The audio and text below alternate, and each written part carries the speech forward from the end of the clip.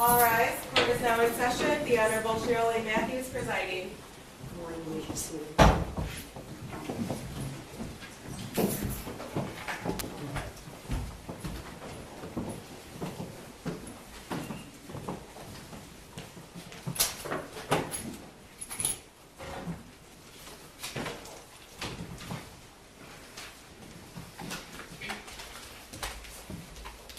Your Honor, calling People v. James Crumbley, case number 22-279-989-FH. Thank you. Good morning. Mark East on behalf of people. Karen McDonald on behalf of the people. Good morning, Your Honor. Marielle Lehman on behalf of James Crumbley, who is standing to my left. Good morning. I'm ready to proceed. They're all here. That's the good news. Thanks, Judge. Our first witness is in the courtroom. We discussed to the bench. I don't think counsel and I put on the record a mutual sequestration order. Yes, yeah, I think that's something we all failed to do to start with. Mutual sequestration order, so if the witness is going to come back into the courtroom after testifying, we have to agree. Correct, Your Honor. Thank you, Judge. Obviously, we have two officers in charge in the courtroom today. Exceptions for those two individuals. Sure. All right. Are they going to bring the jury in? Thank you, Judge.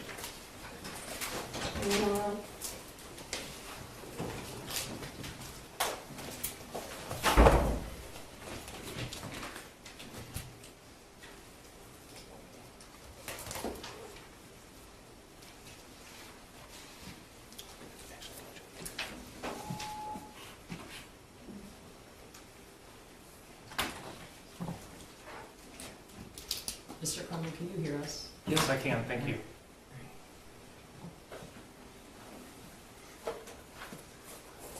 You see, oh, the jury's coming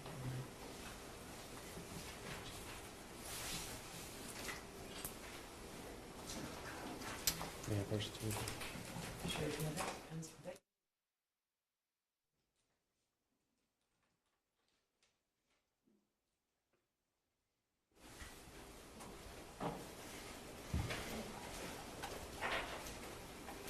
It's on. Thank you, Judge.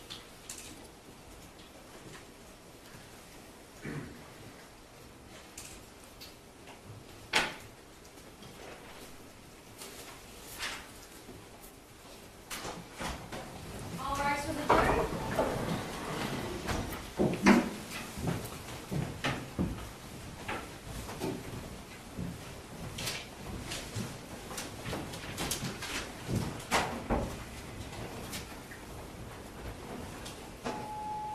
Good morning, you can be seated. We really appreciate you being on time, and I hope you had a nice, media-free weekend, and we're going to proceed. Prosecutor, who's the next witness? Sean Hopkins.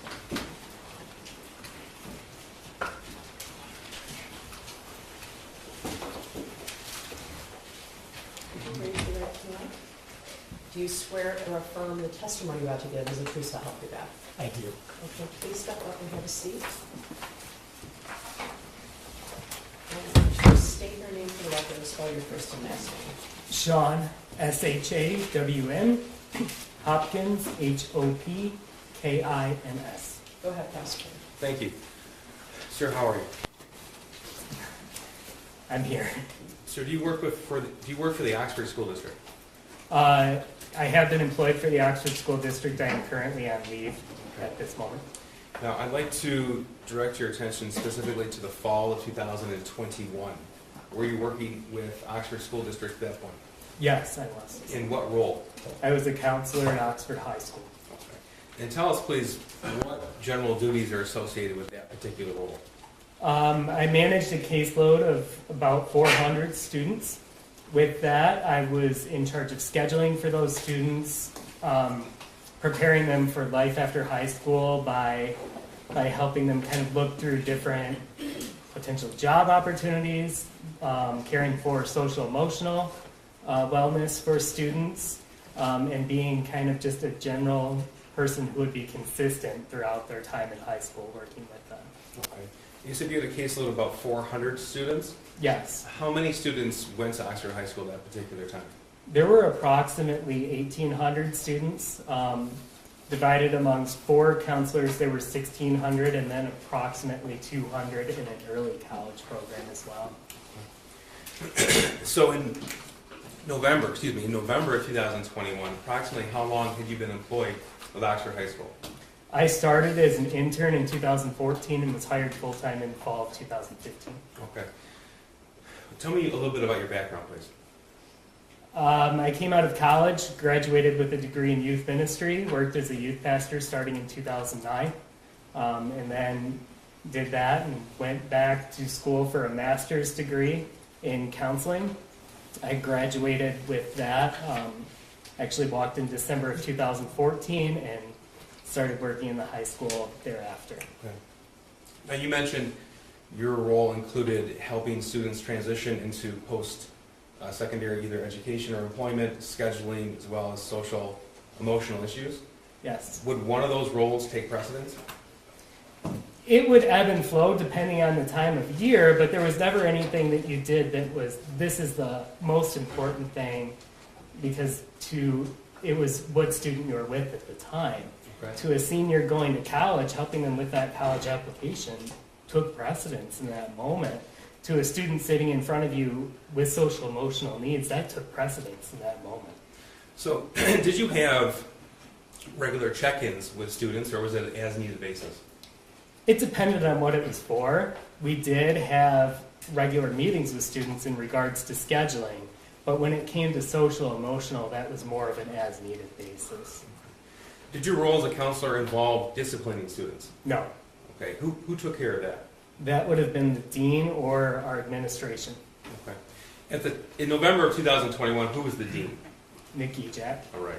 And did you work with him a lot? No, I didn't. He was actually new to the district that year. Okay. So is there a reason why the counselor would be separate from the discipline of students?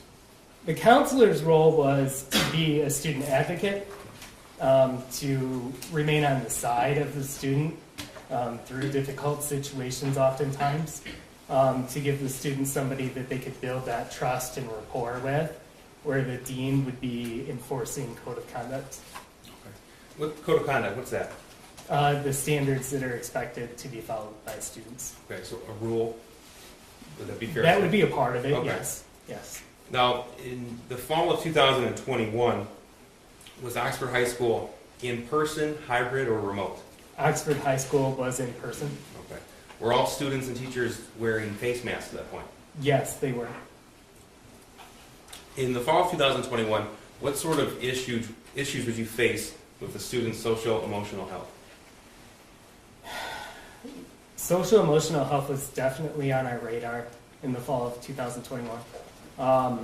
Coming out of COVID, coming out of time being out from school, the anxiety that was associated with that time period, we saw a lot of issues for students, whether it be anxiety, whether it be depression, and in a few cases, it was suicide attempts. Now that year, did you encounter any students who actually had attempted suicide? I did, How many? at least 4. Sir, are you familiar with the term suicidal ideation? Yes, I am familiar with that term. Could you please explain to us what that means? Suicidal ideation Here, I'm is... going to object to relevance. Judge, I That's believe this witness will testify that he indicated that the defendant's son was expressing signs of suicidal ideation that was expressed to the defendant. Well, that was his belief at the time, right? So I'm going to allow it. Thank you. What's suicidal ideation? Suicidal ideation is looking at themes, ideas, behaviors which could be associated with suicide. So when you take sadness, depression, anxiety, those on their own aren't necessarily suicidal. And when we look at them, we may see somebody who's not actively suicidal, that may not be expressing a date or a plan or a method, but we see themes that, if left unchecked, could be associated with potentially becoming suicidal. Okay.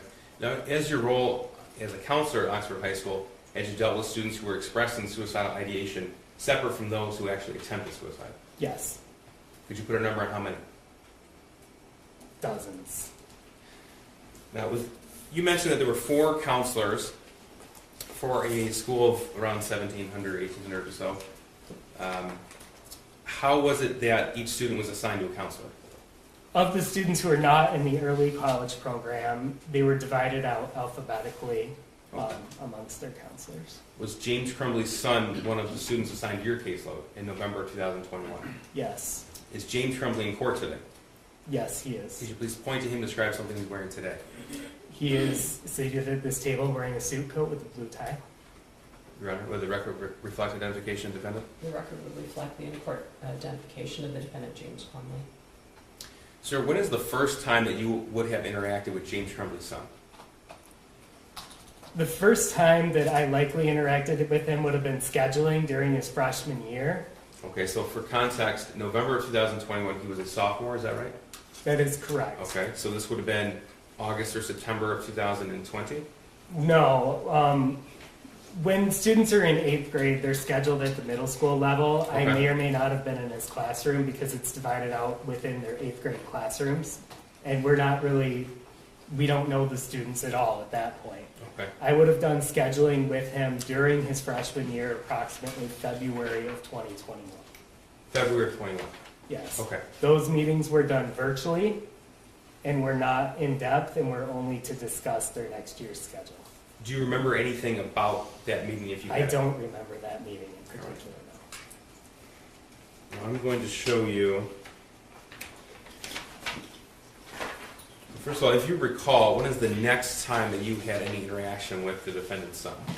I don't recall this particular meeting, but I know that there was a phone call in spring of 2021 Okay. from a teacher to me, and then I called into the student's classroom to meet with the student. Okay. I do not remember that meeting. All right, I'm going to show you what's been admitted as Exhibit 198. This is an email, May 13, 2021, 1:46 in the afternoon. Without telling us that person's name, who was that person who sent you the email? Without telling, Well, who does she work there at Oxford High School? she was an English teacher at English Oxford teacher, High School. okay. And the email is, "Hi, when you get a chance, can you call the defendant's son down and see how he's doing? He is failing my class and tries to sleep all the time." In class, thanks. That's Exhibit 198, May 13, 2021. You received this email? Yes, I did. Okay. And the response from you at 2:07 p.m. is, "I'll catch him before the end of the day." And then her response at 2:08 was, "Thanks, just a little worried." Okay, did you have any interaction with the defendant's son because of this email? I have, through phone records, I called into a student's classroom and called him down to my office. I don't Okay. remember that particular meeting. Okay. But at least your recollection is that you would have had that meeting. The evidence from everything suggests that I had that meeting. Sure, that's fair. Did you contact either James or Jennifer Crumbley then? I did not. Okay. And why or why not? It was a check-in, and it didn't raise to the level of concern where I would contact a parent. Now, as a counselor with Oxford High School, did you have a sort of method or protocol for when you determine when to contact a parent?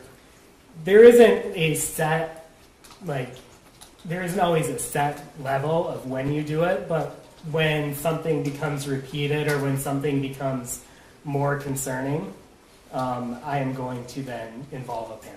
Okay. Are grades available to parents on a district-wide basis? Yes, they are. They are available through a system called Power School, which is available online Okay, and that's the system that a parent can log in daily if they would choose to. as often as they would like. Now, the next interaction you had with the defendant's son would be September 2021? I did not actually have an interaction with the defendant's son. I received information about the defendant's son. Okay, I'm showing you Exhibit 199. This is an email from a different teacher to you, September 8th, 2021? Yes. Okay. And why don't you go ahead and read the email here that you received? Hi, Sean. Could you please touch base with student? In his autobiography poem, he said that he feels terrible and that his family is a mistake. Unusual responses for sure. Okay, that is September the 8th, 2021. Do you recall any interaction with the defendant's son at that point? I do not. Okay. Now, do you recall any meetings, check-ins, or phone calls from September to November of 2008, or 2021? No, so to give context on this, what I did was have a conversation with the teacher to gain a little more context of what was meant by the email. And then the teacher filled me in that the student was actually joking with others in the class, and that it was not at the level of concern that she had believed when she sent the email. Okay, so if I'm correct, then you received the email, then you made contact with the teacher who sent you the email? Yes, Okay, and then a determination was made that no further involvement was required? correct. Okay. I'm going to show you what's, oh, this is your response. Thanks for the heads up. I'm in senior meetings throughout the day, but we'll try and catch up with him. That was to the same teacher, September 8th, 2021, 9:15. Yes, that is correct. This is People's Exhibit 200. This is November the 10th, 2021. The same teacher emailed you, "Hi Sean, the defendant's son is having a rough time right now. He might need to speak with you." Do you recall that email? I do. Okay. And tell us what you did when you received that email. I checked in with the student in the hallway in between classes to just let them know that if they were having a hard time, that I was available to talk to. Okay. And here's your response at 4:44 p.m. "I'm sorry, I was in a meeting through the end of the day. I'll catch up with them." Yes. So you recall that interaction with the defendant's son? Yes. Okay, tell us about that, please. It was in between classes. I believe the morning after I had responded to this email. And I just spoke to him briefly in passing to let him know that if he needed to talk for any reason, that I would make myself available for him. Okay. Did you make a decision to contact a parent at that point? I did not. Okay. You did not contact a parent? I did not contact a parent. And tell us why, please. Because I wanted to gain any information from the student and allow the student the opportunity to talk.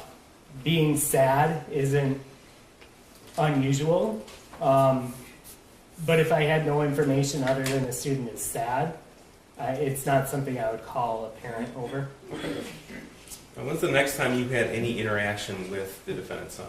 November 29th. Right, I'm going to show you what's been admitted as People's 201. This is an email from a teacher to Mr. Ejak and Ms. Fine, and you eventually were CC'd on this email? I was forwarded this email. Okay. Yes. And the email says, "Good morning, I had a student during first hour today," the defendant's son, "who was on his phone looking at different bullets at the end of first hour today as I was walking around the room passing out their essays. I didn't get a chance to investigate it a bit further since it was the end of the hour. Now that he's on my radar, I'm also noticing some of his previous work that he's completed from earlier in the year leans a bit toward the violent side. I can bring down these things later today during my 5th hour prep if you would like them." And then it was forwarded to you at 9:34 a.m.? Yes, it was. Okay. And then your response was, "Thanks, Jacqueline, I'll be touching base with him as well." Yes. Okay, and tell us what happened with this, please. I ended up going down to Miss Fine's office, who was on the initial email. So who's Ms. Fine? She was our restorative practices coordinator Okay. at that time. And she called the student down to her office to chat about the email that had been sent. Were you present for that meeting? I was present for that meeting. Okay, tell us about that, please. The student came down towards the end of the second class of the day, and Ms. Fine led the meeting. I was there to be a support for the student in case it became a disciplinary issue. But it was very cordial. We say support for the student in case it became... Where she asked him, were you looking at anything in class? Were you looking at, what teacher were you looking at this information in class, to see if he would acknowledge that it was Ms. Kavina who sent the email. He did. He was compliant during that meeting. And the conversation centered around how it was not school appropriate. The student understood, or at least stated he understood, and was returned to class. A phone call was then placed to the student's mom from Ms. Fine. Okay, and we heard that last week during the trial. That was from Ms. Fine to Jennifer Crumbley? That is correct. Okay. And was that a voicemail that was left? It was left as a voicemail, yes. Did the defendant's son indicate that he had received a gun for Christmas a few days before? No. So what happened next? In terms of that meeting, Yes. the meeting was over, he returned to class, How long was the meeting? 5 to 10 minutes. Now, in the realm of either discipline or your role as a counselor, what does it take to move from a check-in to a phone call home? It can be subjective. Oftentimes it would be if there's information we feel that is necessary for parents to know. Somewhere it's obvious is if you feel the student may be a threat to himself, or if there's any potential that that could be a possibility. If you have concerning information that the student has shared. Or it could just be simply to confirm what a student has said is true. Okay. So that's a phone call home. What does it take to actually call the parents in for a meeting immediately? I would have to have a high level of concern that needed parental involvement. And when was the next time you had any interaction with the defendant's son? November 30th, Okay, so that would be Tuesday the next day? yes. All right. So let's talk about the 30th. I'm going to show you People's Exhibit 202. This is an email on Tuesday, November 30th, 2021, 8:05 a.m. From a teacher to you, Ms. Fine. Good morning. I know Jackie emailed you guys yesterday with some concerns about the defendant's son in our first hour class. Today he's watching videos on his phone of a guy gunning down people. It looks like it's a movie scene and not security footage / real event, but definitely still concerning when taking into account some of his other behaviors. Just wanted to keep you guys updated. Do you recall receiving that email? I do. Do you remember when you received it? It was sent at 8:05. I believe I saw it approximately 20 to 30 minutes later. Okay. And what was your reaction when you received this email? My initial reaction was frustration of a student that just had a conversation about school appropriate behavior. And I wanted to make sure that I met with him. Okay. So this is Exhibit 203. This is from another teacher to you at 9:32 a.m. Again, Tuesday, November 30th. Here's the photo I took of his paper in case you need it, with a picture of a math assignment. Now, what happened in between the time you saw this email, it was sent at 8:05, to this email sent at 9:32? So I was on the phone with other parents at the time I received the first email. And when I was done with that phone call, at that time, Mr. Ejak actually was in my office as I was wrapping up the phone call. Okay. He had been presented with a picture of the math assignment from the math teacher and wanted to make sure I was involved in that This picture? conversation. I don't know exactly what it was. I know he was showing a picture on a cell phone. Okay. I would believe it was the initial one, but I do not know that for a fact. I never saw the cell phone. That's fair. So he wanted to involve me in a conversation with the student about the math assignment, and I wanted to talk to the student about the email that had been sent that morning. I do not know if he was on that email, Mr. Ejak was on that email about the watching the video or not. Okay. So we talked about the email from that morning. We're referring to this email regarding Yes. the video. Yes. Okay. So this is the information I had at the time that I was making a decision to meet with the student, and Mr. Ejak had the information that there was a math assignment with something on it. So at the time that you decided to meet with the defendant's son, you hadn't even seen this picture yet? That is correct.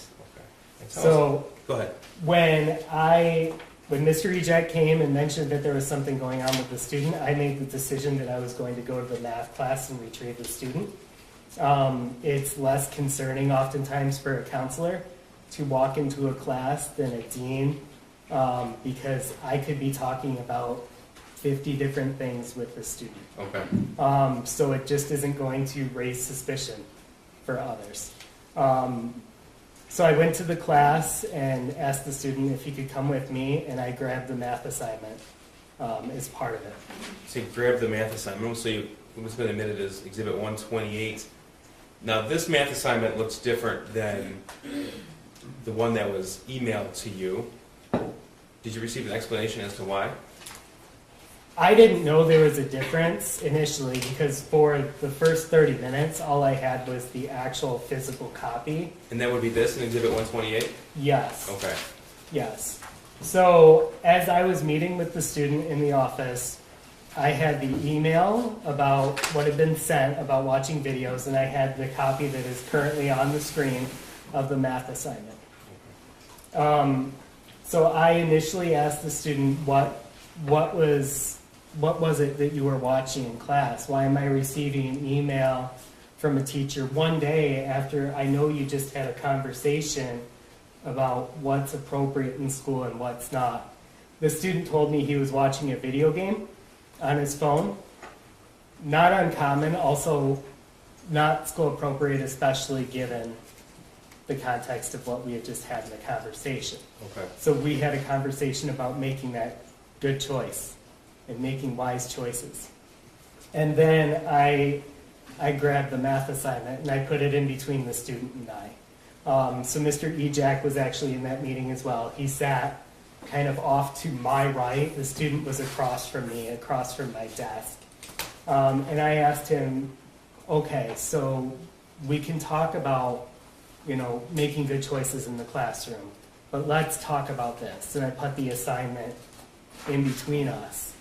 And what stood out to you when you saw this? Well, I wanted him to explain it to me, but some of the things that actually stood out to me the most were what was written on it.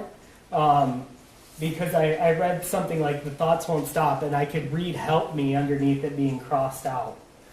Is this the part right here that I'm highlighting? Yes. Okay.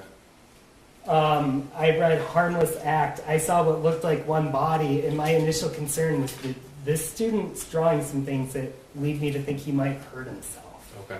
So I asked him to explain what's on here, because I didn't want it to just be me interpreting what he wrote. I wanted to hear what he had to say about it.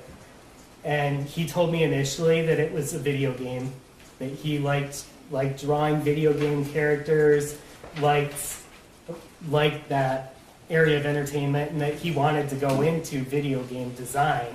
So then I told him, okay, you can tell me that, but let's explain these words. Here you write, the thoughts won't stop. Here you write, harmless act. And here you write, I'd have to look at it, I think it was like, my life is useless, or something like that, where he crossed it out. This part that's highlighted right here? Yeah, and I said, that doesn't sound like a video game to me. So I take it then you didn't accept his explanation of the video game? Not in totality, no, because I wanted to gain more context. So did you make a decision at that point to do something? Well, as he continued talking, he then started talking about things that were going on in his life. What do you mean things that are going on? Well, he mentioned that school's been tough during COVID, that a family member had passed recently. A family dog had died. He said a friend moved away.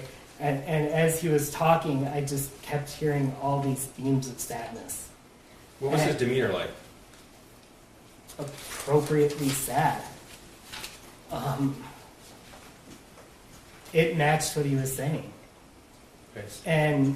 And so at that point, I told him, okay, this is a lot that you've got going on, and I want to make sure that we get you help. And so I told him, when I hear all of this, what I do is I'm going to call a parent. And I asked him, is there a parent you'd rather I call? He told me mom would probably be easier to get a hold of. So I called mom first and left a voicemail. This would have been approximately 20 to 25 minutes after the meeting started. Okay. So at this point, I just decided that it was enough that I wanted to involve a parent. All right. You said you called mom first and left a voicemail. I did. Did you also call the defendant, James Crumbley? I did, and it was right after leaving a voicemail. I'm not entirely sure if he answered or not. I think he did, but it was almost like there was just air on the other end. Okay. So I wasn't able to leave a message or anything. Mom then called me back a few minutes later, and we talked for, I would guess, 5 or 6 minutes. She was on speakerphone with her son for a brief part of that conversation, and I asked her to please be able to come in, that I had some concerns I wanted to go over. I texted her. Did you specify those concerns? Well, I texted her a picture of the math assignment. And by that time, I also then received the email that I think you put up earlier So of the math assignment. by this point in time, this was 9:32 a.m. that Miss Morgan sent it. Was the defendant's son already in your office at that point? Yes. Okay. And then, did you have a chance to look at this picture as well? I looked briefly at it, but I was already on the phone with Mom at that point. Okay, this is Exhibit 130. This is what we refer to as the original drawing. Okay. And you said you were on the phone with Jennifer Crumbley at that point? Yeah, so I emailed her then the original drawing as well. Okay, so you sent this to the student's mother? Yes. Okay. And did you have a chance to look at this? I did look at it. Most of it confirmed what I thought was under the scribble outs, and I also noticed some words were added. Okay. What words stood out to you? What do you mean? When you said words were added, what did you notice? On the one where he added words, I know he added like OHS rocks, or we're all friends here, which I kind of took as just a 15-year-old writing things. It Okay. didn't. So you're referring to this Exhibit 128, some additional words? Yes, there. he added video game this is, OHS rocks. I think I Love My Life So Much was added. Okay. Things that were facetious. And that was after he was seen with this, is that correct? It was He- after he created this, Exhibit 130? Yes, it existed in its form as Exhibit 130 prior to the edits that Okay. I had seen on the paper. Now, at some point, did both James and Jennifer Crumbley come to your office? Yeah, so I ended up being on the phone with Mom for that 5 to 6 minutes. She stated she was going to try and get Dad to come to the office, and she was unable to. And so during that point, we had about 20 minutes where I was sort of just waiting. During that time, I showed the student the list of resources I was going to give to his parents. Tell me about that, please. It was about a 3-page list of just different mental health services in the area. On it, it gave contact information for them. It gave specialization areas for them. And it gave oftentimes insurance, if it was accepted, if they worked without insurance, anything that they would work with payment plans. Okay. So I wanted him to see what I would be providing his parents. Was the defendant's son with you from the point that you brought him out of class to the point that James and Jennifer Crumbley arrived at school? Yes. Okay. And approximately how long was that? It was approximately an hour and a half. So around, I want to say a little before 10, probably like 9:45, 9:50, I received another call from Mom stating that she was unable to get a hold of Dad and that she would be coming in. Okay. Now, if I told you that we saw surveillance video that indicated you welcomed them, both James and Jennifer, in your office at 10:40 a.m., does that sound right? Yeah, that sounds about right. Okay. Now, what was your expectations of what was to happen at the end of that meeting?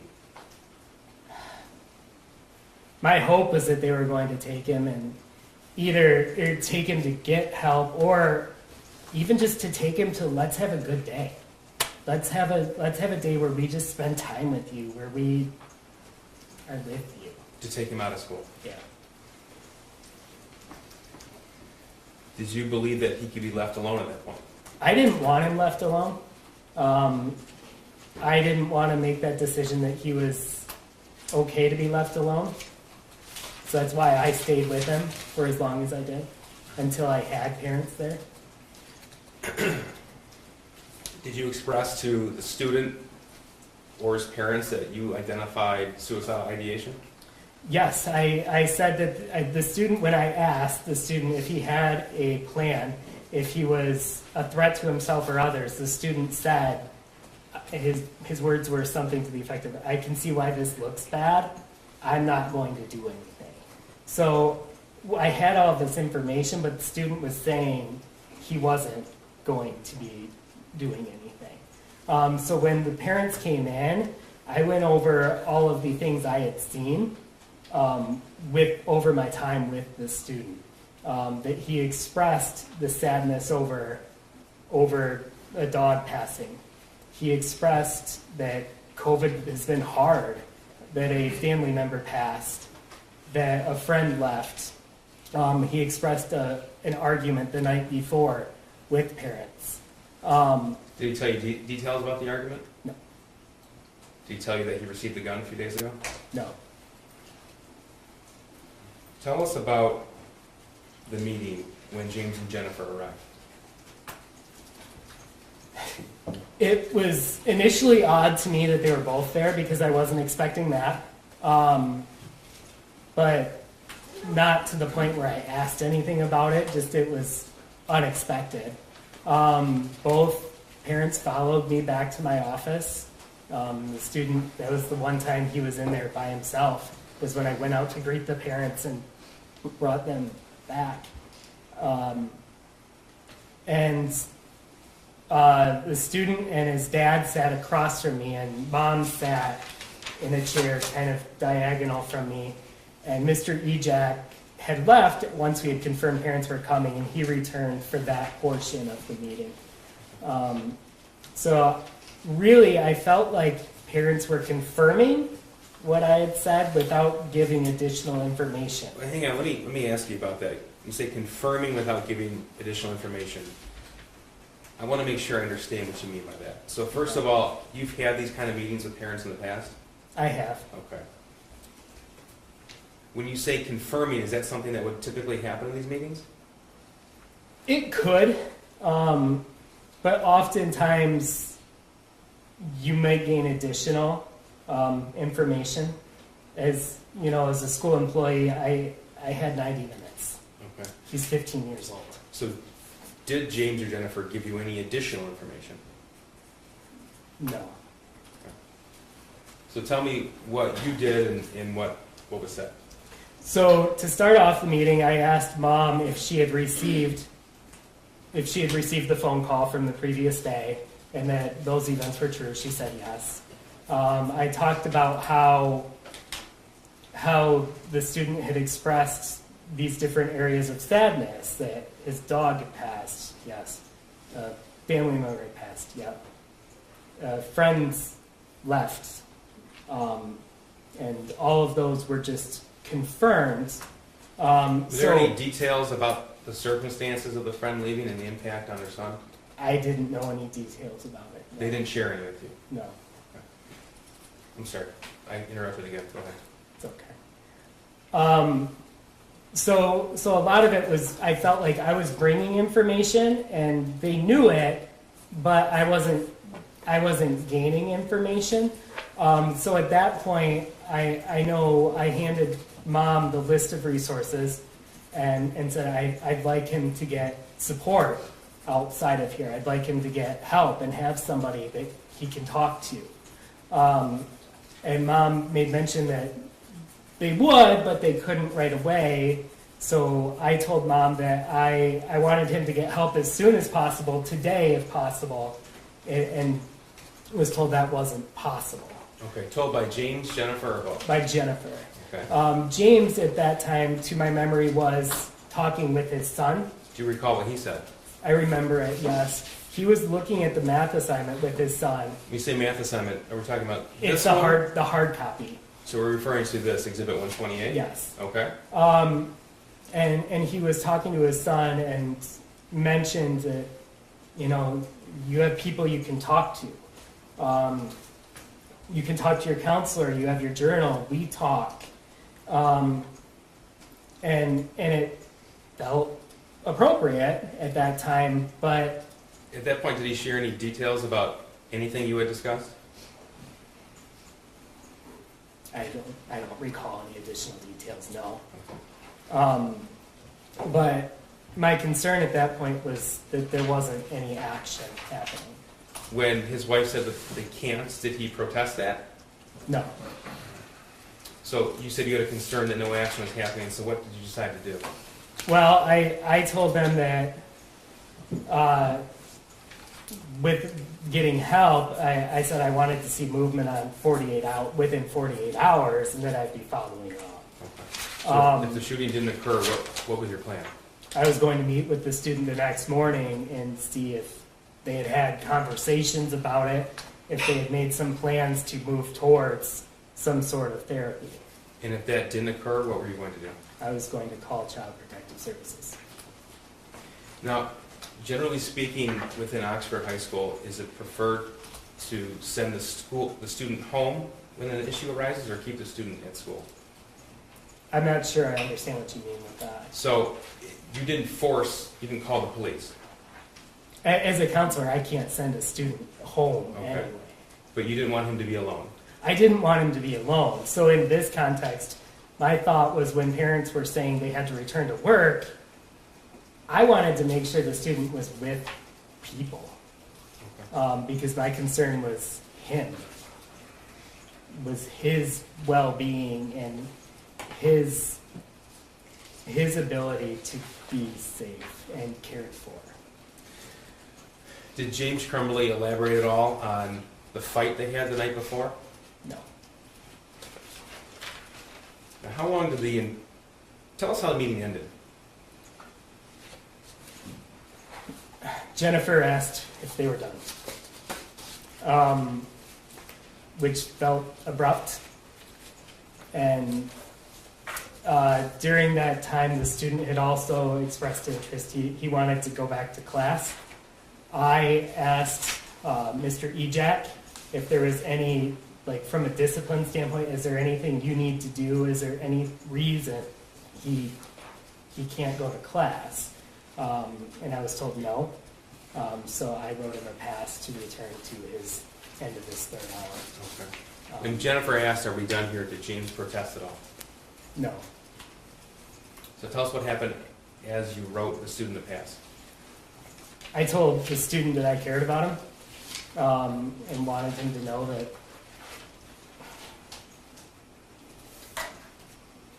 I just wanted him to know that. Did either James or Jennifer say that to him? No. Mr. Hopkins, do you have any knowledge of firearms? Very limited. Would you know what this firearm depicts? What kind of firearm? A handgun. Is that the extent of your knowledge? Yeah. What about this bullet here? A bullet. Just a bullet? And neither James nor Jennifer said anything about the firearm or the bullet? No. Now, you indicated that you passed on a 3-page list of resources for mental health providers. I did. I'm going to show you a screenshot of 137 here. In James's hand, does this appear to be that list of resources? Objection. I would say that calls for speculation. I don't think Mr. Hopkins knows what's in Mr. Crumbley's hand. Do you know what's in his hand? I know that it's multiple pages of paper, and I handed him a stapled 3-page piece of paper. Okay. Do you see anything in Jennifer Crumbley's hands? I do not. Well, a phone. And something in her right hand, but I'm not sure. Maybe. I see a phone.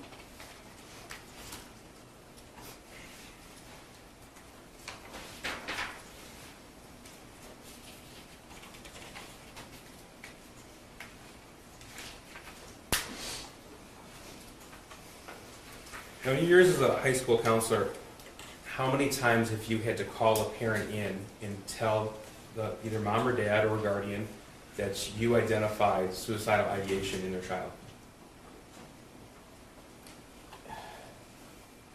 15 to 20, over a dozen. Any of those meetings, did a parent fail to take their child home? I can't think of any, no. Now, you indicated this was a confirming responses from James and Jennifer Crumbley. In those other meetings, Were parents sharing information?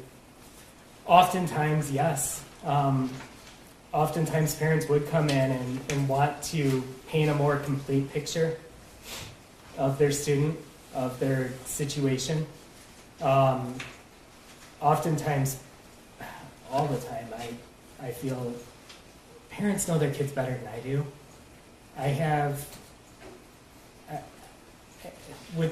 If all I ever did was meet with students, I might have 2 hours a year with each student. Do you rely upon the parent for that information? Absolutely.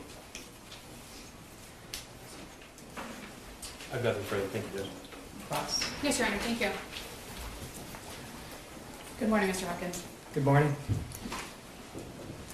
I'm going to go back to your first interactions with Mr. Crumbley's son. I'm not going to use his name, so if for some reason the way that I'm referring to his son confuses you, just let me know. If we're using too many he's. Does that make sense? Okay, I will do that. Thank you. So your first interactions with Mr. Crumbley's son were in the fall of 2020. Well, fall of 2020. No, it would have been spring of 2021. Okay. So it would have been before the 2021 school year. Yes. And that was for planning his class schedule, is that correct? That would have been the main reason that we would have met with every freshman. And then I had that email that was displayed earlier from his English teacher. The May of 2021 email. Yes.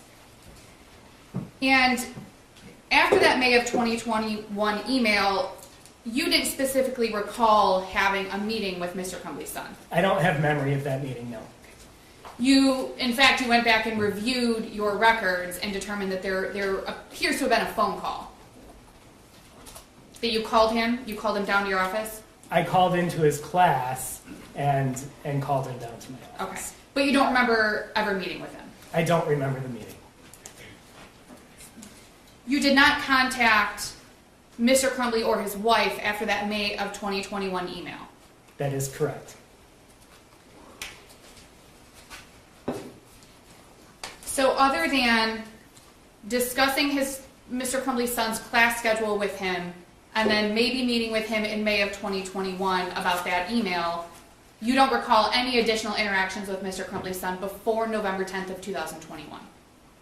That is correct. In September of 2021, you received another email from a teacher which was displayed, I believe it was Exhibit 199, which would be an email from a teacher talking about a poem. Am I understanding that correctly? Yes, that he had a class assignment of writing an autobiography poem. And he had said to that teacher he'd made some concerning statements in that poem. Yeah, so if I can give a little more context to this was actually a Spanish class, so the poem wouldn't have even been in English. Okay. So he used words in Spanish?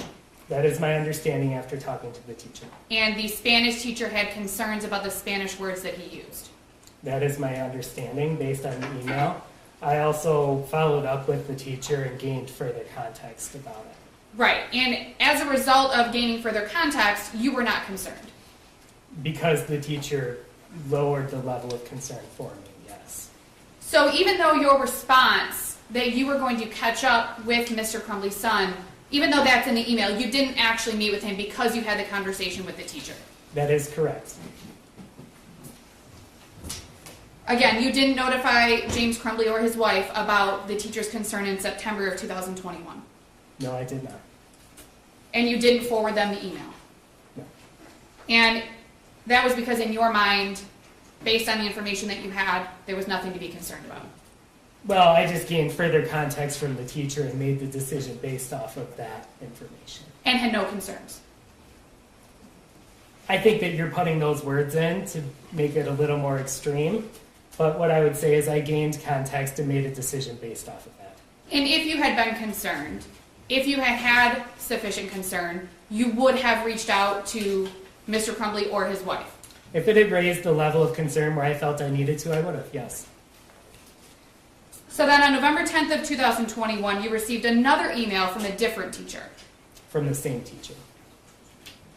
Oh, thank you for correcting me. It was the same teacher.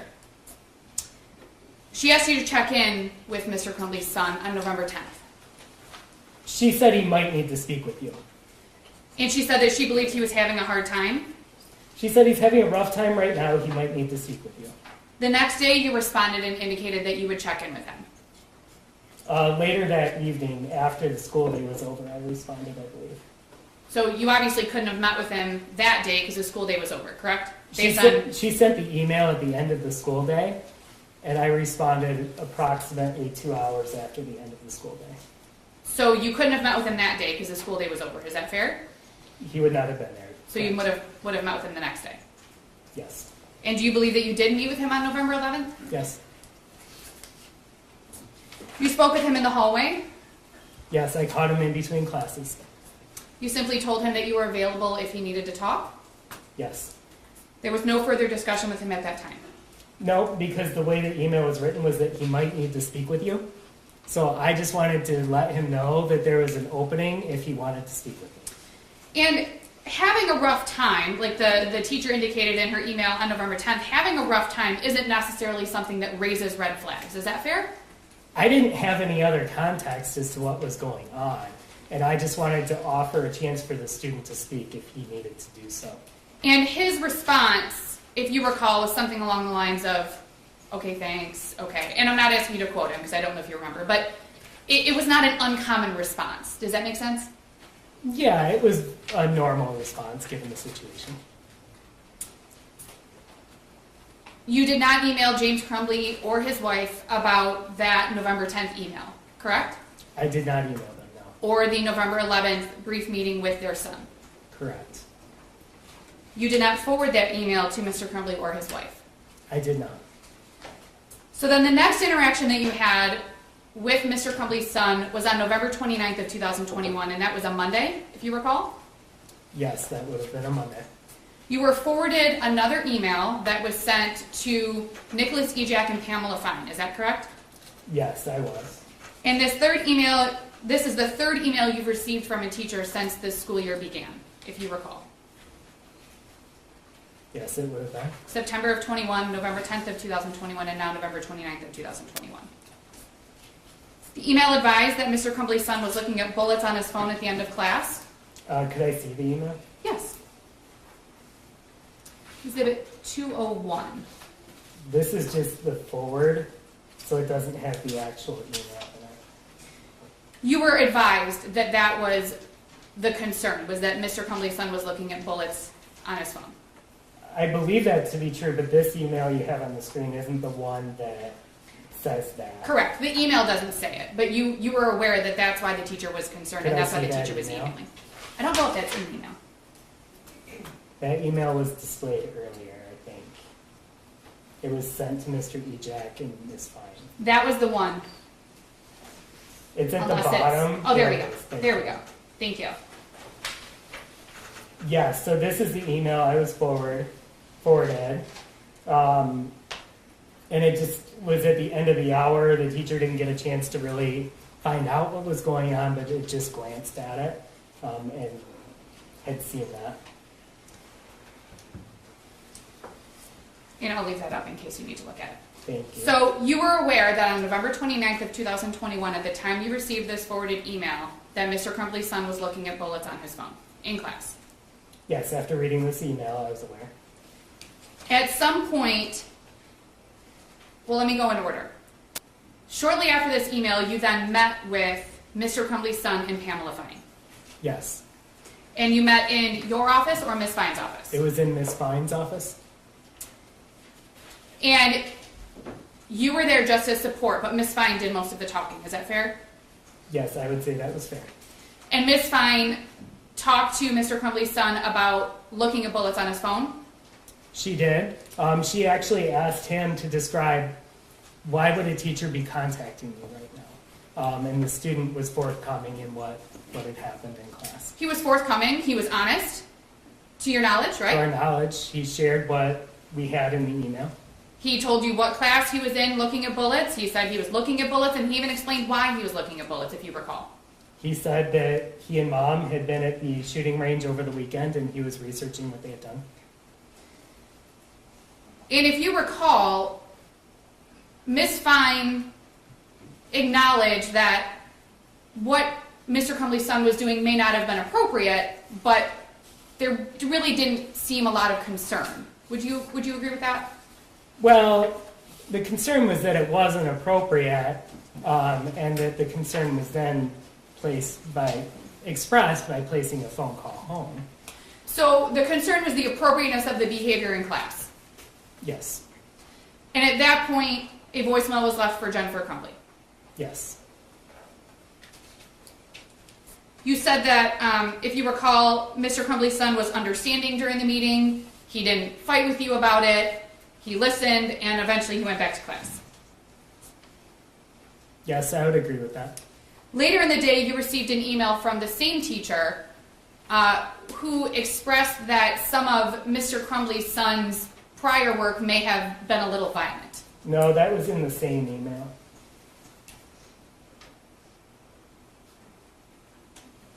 It's in the same email? It is. Or was it in an email sent later in the day? No, it's in the same email from that morning. It was up on the screen. It's at the bottom of it. The one that was originally sent to Mr. Ejak and Ms. Fine, Yes. that was later forwarded to you. Yes. You didn't see any of those assignments prior to meeting with Mr. Crumbley's son. That is correct.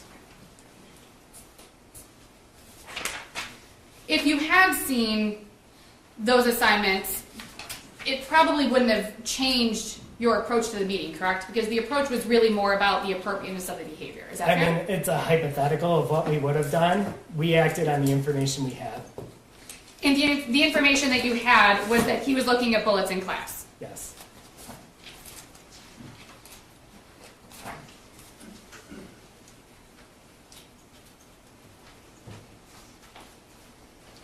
And looking at bullets is not necessarily something that is in itself concerning to you, correct? I think you're kind of trying to put it in like a pigeonhole. We were trying to gain context of what was going on in the situation. Because a student looking at something on their phone at the end of the hour is different than a student brazenly doing it throughout the entirety of the class. But our conversation was, is this school appropriate or not? And in fact, if you recall, your position was at the time, it wasn't necessarily concerning because he was honest about it. It seemed kind of a commonplace thing given the Oxford community and the gun culture in the Oxford community and things of that nature that you took into a factor. We took a lot of things into a factor, including the fact that we conversed of how it was not school appropriate. And that's why a phone call was placed home.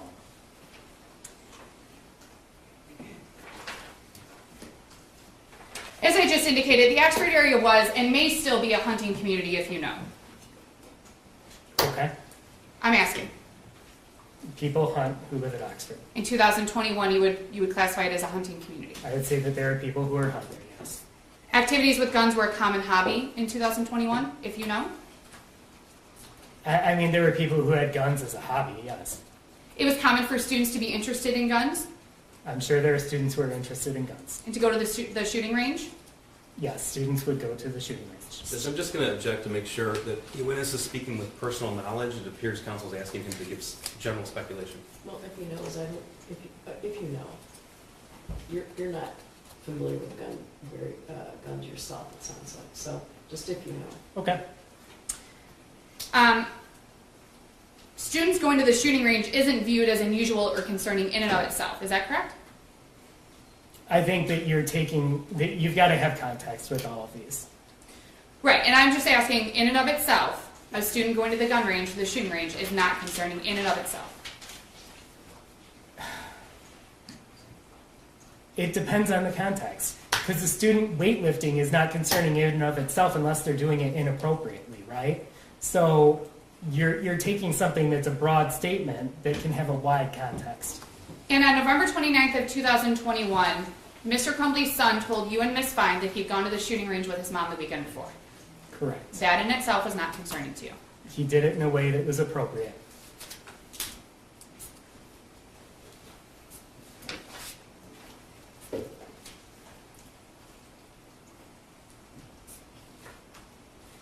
You would agree, and can you refresh my memory? How long were you in the Oxford School District as of 2021? 7 years. And in that 7 years, you learned that many households had firearms in the household. Would you agree with that? If you know. What is many? There are people More who than own 10? guns. There are people who own guns. Okay. And you, as a counselor at the school, you were aware of that. Yes. It wasn't completely unheard of. No. It was also relevant when looking at the situation. It was also relevant for you to note the fact that Mr. Crumbley's son was not hiding that he was looking at the bullets, or didn't hide it from you when he spoke with you and Miss Fine. Well, he didn't lie about what had happened. And that was important to you. Yes. As a result of the meeting with Miss Fine, with you and Miss Fine, Mr. Crumbley's son was not disciplined. To my knowledge, no. There was a phone call placed to his mother, which we've talked about. There was a voicemail left. You did not yourself call Mr. Crumbley. I did not. You did not forward him the emails that you received. I did not. You don't know if that voicemail was ever shared with Mr. Crumbley. Is that fair? Well, we talked about it in our meeting the next day. Okay. On the 29th, you don't know if Mr. Crumbley was ever made aware. I would have no way of knowing that. No. Right, you wouldn't know. You responded to the situation of Mr. Crumbley's son looking at bullets on November 29th on his phone with the information that you had. I did. And from what you knew at the time, other than the behavior being inappropriate for school, you didn't see anything else that might have been concerning. Well, and I want to make clear, I wouldn't be the one doing discipline in this situation. So, And I'm asking, and let me clarify, I'm just asking from a counselor's perspective. I'm not asking for discipline. You clarified that Mr. Eject did discipline and Ms. okay. Fine. So, You didn't see a bunch of red flags. We've talked about, and let me give you some, let me go over it a little bit. You've discussed that you know that there are households in Oxford that have firearms in them, right? yes, there are. You know that people in Oxford hunt. Some do, yes. You know that students are interested in guns. Some can be, yes. You know that students look at bullets. We had one student who did that in that situation, yes. You know that student, Mr. Crumbley's son, was honest about looking at the bullets when he was asked about it. To the extent of our knowledge, yes, he was. He told you that he'd gone to the shooting range with his mom Yes. the weekend before. Yes. Those things were not concerning to you. Taking those things in a vacuum is why we called home. That's why And, Miss Fine called home. and she said, we had this meeting. We told him it's not appropriate. He understands. No need to call back unless you have questions, right? I don't remember the exact voicemail that was left. The voicemail was not, we need you to come to school right now. To my memory, it was not, but again, I don't remember the exact voicemail that was left. On November 30th of 2021, you received another email. It's this one, Exhibit 202, which was from another teacher who was talking about Mr. Crumbley's son looking at a video of a guy gunning people down. Correct? Yeah, so this teacher was a co-teacher in that same first hour class. From the day before. Yes. Okay. You reviewed that email on November 30th of 2021. I did. You made the decision to, I think you said you didn't see it for about 20 or 30 minutes. I didn't. I was on the phone and I actually responded to it while I was on the phone. And then upon ending that conversation, was going to go meet with the student. And this is the fourth email that you've received about Mr. Crumbley's son since the beginning of the 2021 school year. Yes. The third email in 2 days.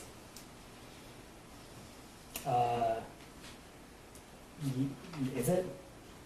You would have received the I think it's the second in 2 days. November 29th email about the bullets, and then do you recall receiving a follow-up email later that day? It was a confirmation of that. Okay. Yeah, so this is the second one with additional information. Okay. The second one on a different issue. Is that Yes. fair? Okay. Yes. The teacher described the video as a movie scene, but not a real event. Yeah, she said it looks like it's a movie scene and not security footage / a real event. She expressed some concern based on, quote, some of his other behaviors. Yeah, but definitely still concerning when taking into account some of his other behaviors, yes.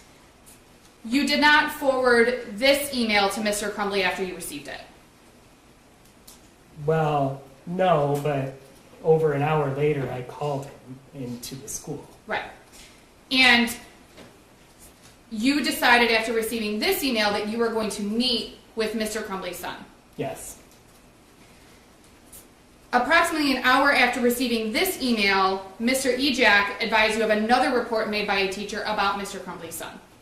Yes, as I was about to go and call down his son, Mr. Ejak actually came into my office with information about the math assignment.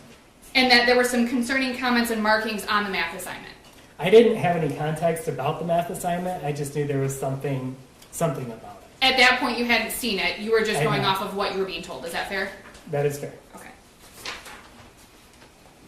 So you went to Mr. Crumbley's son's classroom. I did. You called him out of class. I walked to his classroom. Yeah, when I called out, I meant like at his classroom. You went and got him. Yes. Okay. While you were there, you also obtained a copy of the worksheet that we've seen. I did. And that would have been what I call the modified worksheet. That would be the one that had the things scratched out and the words added that you identified and things like that. Yes. Okay. You and Mr. Crumbley's son went back to your office where Nicholas Ejak was waiting in your office, if you recall. Yes, that is correct. It was at that point or shortly thereafter that you called Mr. Crumbley's wife. Approximately 20 minutes into our meeting, yes. So you met with Mr. Crumbley's son for about 20 minutes. Yes. It was during that meeting that Mr. Crumbley's son told you about his family member passing away, He did? about his dog passing away, Yes. about his friend moving away, Yes. talked about COVID being hard on him. Yes. He had a hard time with virtual school, if you remember. He did say that, yes. And you asked about the drawings and the markings and the things on the assignment that you had in front of you. Yes, I asked him to clarify what was going on in the assignment, but I also talked about the email I had received, and I had also talked about in context of the conversation we had yesterday. Okay. So some of the meeting was about inappropriate behavior. Is that fair? It started off with a conversation about that because I didn't know what was on the phone. So I asked him what he was watching. Okay. And then we talked about, look, we just had a conversation yesterday about appropriate behavior in class. This feels like the same thing that we're dealing with here. And after we had talked about that for a few minutes, I brought the math sheet out and asked him to start explaining to me what was on there. And when the prosecutor was asking you questions, you said initially when you got that email around it would have been 8:30 when you saw the email from the teacher, initially you were frustrated. In fact, you used the word frustrated. I was frustrated. And yes. it was kind of like, we just talked about this yesterday. Does that kind of explain what you were feeling at the time? Yes, I would say that it was, we just had a conversation about this. Why am I hearing about something similar again? So you talked a little bit about that, and then you talked about the homework, or the math assignment or the math paper that we saw, and you asked for some more context about what was on the paper. If a relative dies or a friend moves away, so his demeanor, I think when taken in totality, yeah. And he was showing you that he was sad. Yes. He was also expressing during this meeting that he had concerns about missing class, if you recall. He did, especially as after classes changed, which is a normal thing. He expressed that he was worried about missing his chemistry class, which was his next class after the math class. So during that time, Mr. Ejak went and retrieved his belongings. Weren't great. No, but he was on track. First hour class to get the backpack? It would have been an end school year. And so I did that, one, to kind of just bridge that time that could be high anxiety, and two, if you have any inkling that a student may potentially be displaying any signs of suicide or suicidal ideation, getting a gauge of future plans is crucial. So I wanted to get that gauge as well. And he did that, and he picked out some videos to watch, is that fair? And you picked some out? Yeah. You also asked him during that time if he was a threat to himself or anyone else. I asked him that earlier. And that is part of your assessment of the situation. Is that fair? Well, it was a question I felt needed to be asked based on what I had. And based on your education, your experience, and your training, you Said as flippantly, but it was, he understood, like, I can see why this looks bad. I'm not going to do anything. okay. So, although you had concerns, you also had the student in front of you reassuring you that he was not going to hurt himself or anyone else. Based on what he told me, yes.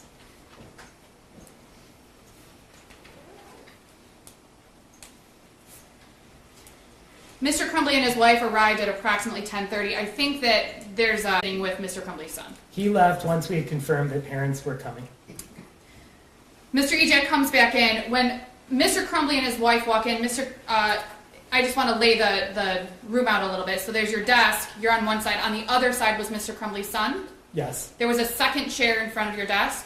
yes, Mr. Crumbley sat in the second chair next to his son. yes. And then Mrs. Crumbley sat in a third chair that was available in was it behind Mr. Crumbley a little bit? So there were two across from my desk, and then there was one that was kind of off on a corner, Okay. and that's where she sat. Your office was not the size of this room, is that fair? Yeah, that is fair. Okay. Fairly small. It's not small. It's a decent sized office, but it had space where there were two seats across from me, one seat kind of on the kitty corner, a door, and then some space kind of off to what would have been my right as I was sitting in my office. And Mr. Ejak would have been kind of off to your right, is that fair? Yes, Okay. So he wasn't sitting in one of the 3 or 4 chairs with your chair. He was kind of off to the side. that is correct. You testified when the prosecutor was asking you a question you had, that he looked at the modified math assignment with his son. That is correct. They looked at it together and that he showed concern for his son. Yeah, it felt like he was interacting with his son, and that he mentioned some things that were available for his son. And we'll talk about that in just a minute. You felt that Mr. Crumbley's interactions with his son, that he was showing the appropriate level of care and caring for him at that point in your office. Yes, on the surface level, yes, yes. You confirmed that he'd had those losses. He lost a family member, his family dog, and a friend had moved away, that he experienced all those things in the year of 2021. I also asked, and he had mentioned an argument the night before as well. And they told you about the argument. They confirmed that there had been a disagreement, yes. It's not uncommon for 15-year-olds to argue with their parents, is that fair? In a surface level statement, yes, that can happen. Mrs. Crumbley also confirmed that her son had struggled with virtual school during COVID. She did. And that confirms what Mr. Crumbley's son had also told you about not liking virtual school. Yes. You told Mr. Crumbley and his wife that, well, let me back up a little bit. You told the prosecutor that your hope either get him to see someone to talk to, or to go have a really fun day. My words to them were, I'd like him to get help as soon as possible today, if possible. And so you expressed to them that you wanted him to get help as soon as possible today, if possible. Yes. And Mrs. Crumbley said, we can't do today, we have to go back to work. Yes. They assured you, though, or at least you felt assured, that they were going to get him help. They were not against it, and they made it seem as if it would be something that they would be willing to do. Okay. So off about it. Based on the conversation, no, but that's also why I planned the follow-up meeting. No, but that's also why I planned the follow-up meeting with the student the next day, was to ensure that there was some movement. And you planned the follow-up meeting kind of in, and I don't mean this in a disrespectful way, but you kind of planned that in your head, like this is my next step. Yes. Okay. You didn't express that during the meeting. No. In the meeting, you expressed that you were going to follow up in about 48 hours. Well, because when Mom said that, Make sure that things were being followed through on. Obviously, we know that first check-in point didn't come. But you told them within 48 hours you wanted something done by the next morning. And based on your meeting, you didn't have any reason to think that Mr. Crumbley or his wife were not going to follow up. I would agree. Essentially, you wanted to ensure, and I believe that you expressed this to Mr. Crumbley and his wife, wanted to ensure that their son's situation and his sadness didn't get worse. Right. I wanted to ensure that we had something that, if left unchecked, could get worse. Right. So sitting in the meeting, you weren't concerned necessarily that that day, or even by the next morning, that their son was going to harm himself. Based on what? These are some of the reasons that he gave you. Yes, those were some of the reasons. He really just said that I struggled with virtual school. I want to make sure I'm staying on top of what I have to do. And that wasn't concerning to you, that he wanted to stay in school. No. Obviously, it's not concerning, right? In that situation, no, it's not. But given the context of what I was hoping, you take the kid's desires into consideration, but at the end of the day, you want a team making that decision. And if you recall, you had just had 2 virtual days of school, I think the week before. Yes, leading up to Thanksgiving, we did have days that were virtual. And we talked about this a little while. He had good attendance. I don't remember the exact days. Based on the information that you had, you decided that it was okay for him to remain in school. I decided that that was the best decision I thought I could make on the information. Okay.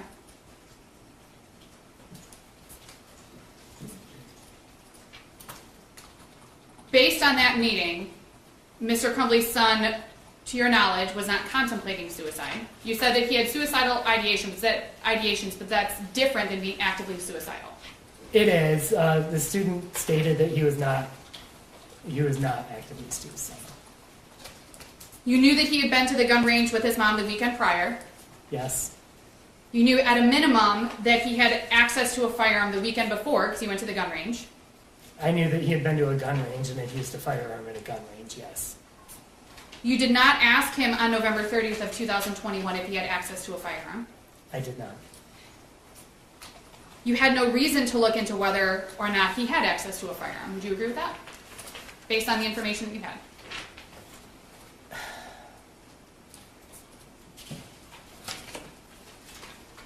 It's easy to go in hindsight on a lot of things. Based on what my concerns were, I was concerned about student well-being. And again, you said it's easy to go in hindsight. So we know what happened within a couple hours of this meeting. Sure. We all in this courtroom know what happened. It's easy for us to look back and say that different decisions could have been made, right? I made the decisions I made based on the information I had At the time. at the time. You don't have the benefit of hindsight at 10:40 or 10:50 a.m. on November 30th of 2021. Is that fair? I had 90 minutes of information. You suggested that his parents find a therapist for him to talk to or evaluate him. I did.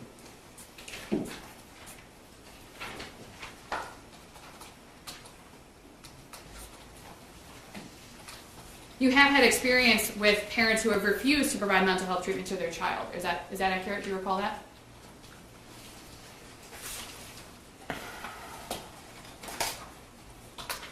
Off the top of my head, I'm not recalling a specific instance of that. If it occurred, do you remember testifying previously about that? I don't know. Okay. Would reviewing your testimony on that help to refresh your recollection? If we want to bring it up, sure.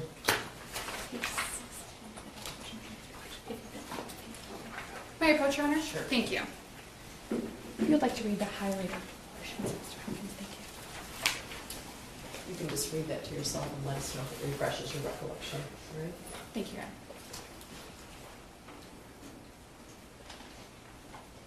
Yeah, so I had asked, like, if it's occurred, and I say it's not overly common, but I'm sure it does happen.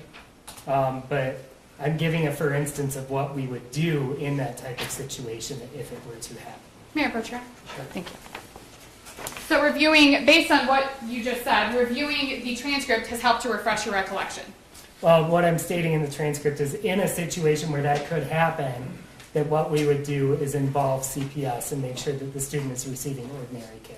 In fact, the question was, You told the jury what CPS was. Child Protective Services would be involved if that situation were to occur.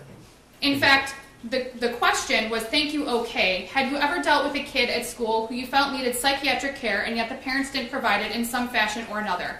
Your answer was yes, that had occurred.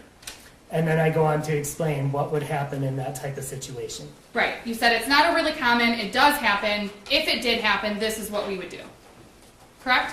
Correct. And I know I've asked this a couple of times, but you didn't have any reason to believe on November 30th of 2021 that James Crumbley or his wife were not going to follow through and obtain a therapist for their child to talk to. I didn't have enough time to know if that would happen or not. Given our context of our conversation, no, I didn't have reason to believe that at that time. If you recall, the meeting with Mr. Crumbley and his wife and their son concluded at approximately 10:50 in the morning. That sounds about right, yes. Their son left the room first, if you recall, and went back to class.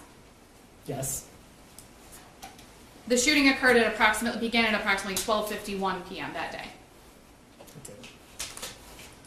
After you heard that there was a shooter at the school, you did not immediately suspect that it was Mr. Crumbley's son, if you remember. I did not. In fact, you didn't suspect that it was Mr. Crumbley's son until you looked into his attendance after the shooting. Correct. This is also after Mr. Crumbley's son had already been arrested. Quite a bit after, yes. I'm going to talk about just a few things. Just go back to your direct testimony with the prosecutor. You said that calling a parent in is a high level of concern. Yes. And that could be a concern for appropriate behavior. It could be, yes. It could be a concern for the student's well-being. It could be. It could be a concern that the student needs immediate care or help. Yes. It could be for any number of reasons. A high level of concern is dependent on the situation. Is that fair? Yes, I would agree.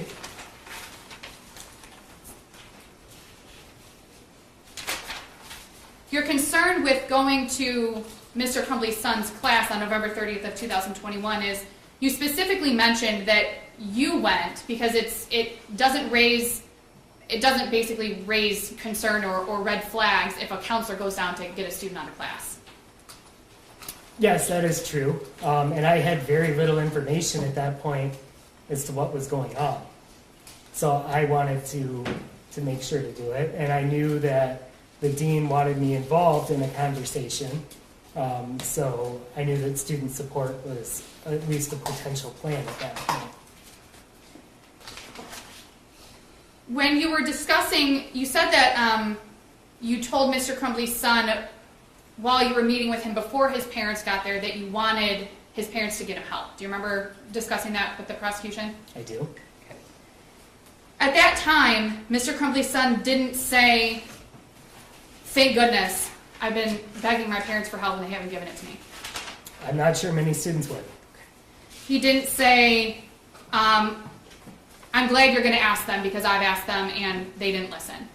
He did not say that, no. He didn't say, I really need this and I'm really glad that you're doing this for me. He did not. He didn't say any of that.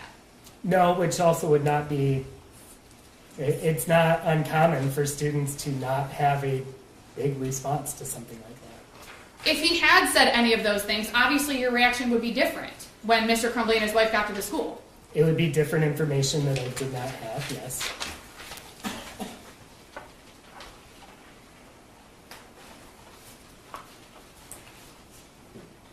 And when Mr. Crumbley and his wife were at the school, they also didn't say anything about, or Mr. Crumbley didn't say anything specifically about, wow, son, you really did need some help. You've been asking me for it, right? No.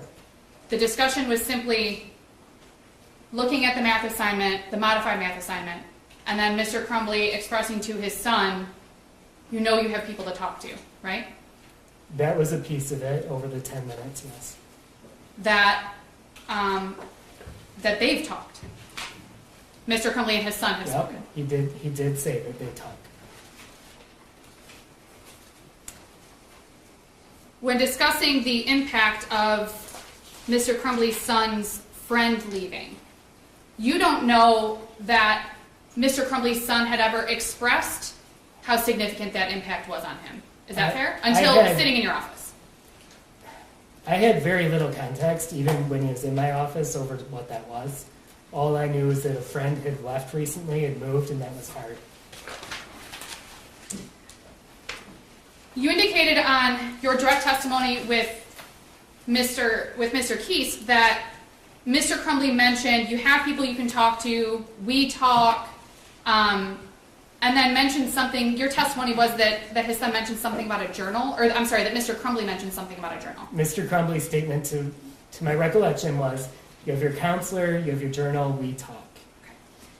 Mr. Crumbley didn't say your journal, you know, the one that's in your backpack. No. He didn't say the one that you always keep with you. No. He didn't say a color. No. He didn't describe it at all. No. So, to your knowledge, based on that conversation, you can't say that Mr. Crumbley's son knew what his son's journal would look like if he had a journal. Based on that conversation. No, I had no knowledge beyond that there was an existence of some sort of journal.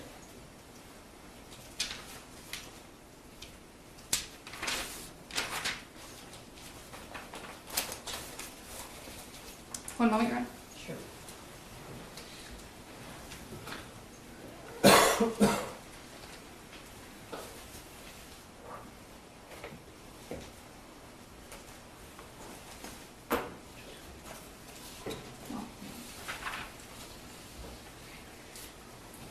Mr. Hopkins, you made decisions on November 30th of 2021 based on your education, your training, and your experience, correct?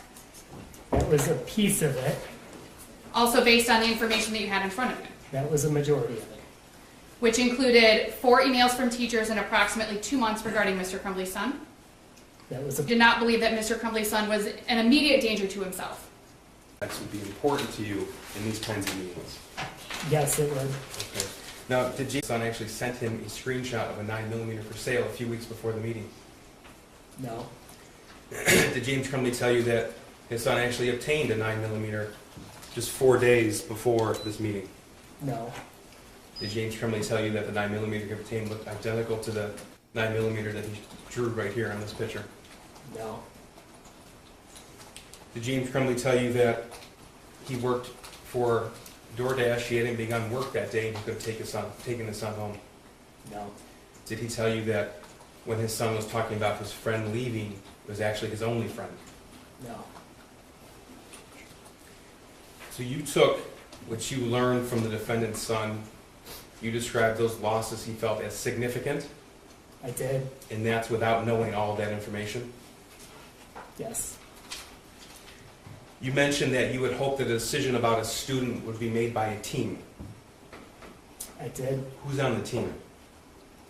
The student, the parents, and any caring adult at the school. And did either James or Jennifer Crumbley share any information with you? They did not. Had they of, what would you have done? Objection, Your Honor, speculation. She asked the same question on cross. Did you ask that question? She asked, what would you have done, talking about calling CPS and such. I no, actually, that was related to if they had, And she asked if they had not obtained treatment for their son yes, by the following day or within 48 hours. if they had refused, actually, if they had refused to obtain mental health treatment, what would he have done? Not, I'll rephrase, Judge, that's fine. Mr. Hopkins, you testified earlier that your plan was to call Child Protective Services within 48 hours, Yes, and that's based upon just the information that you learned from the defendant's son. it is.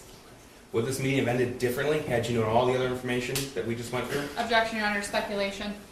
I think it does call for speculation. I believe he can offer a definitive answer here, Judge. A definitive answer about what would have happened if they had not contacted a therapist.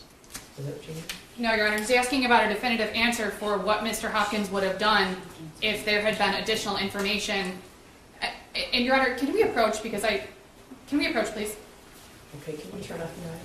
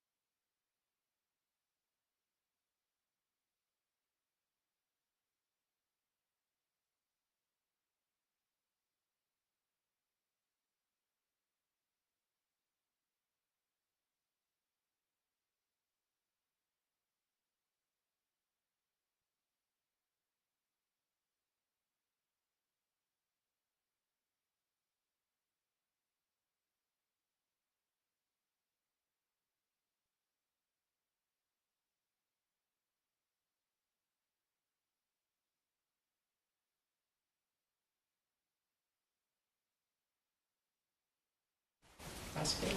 Thank you, Mr. Hopkins. You were asked on cross-examination that you didn't ask the shooter on November 30th if he had access to a gun. Do you remember that? I do. And your response was what?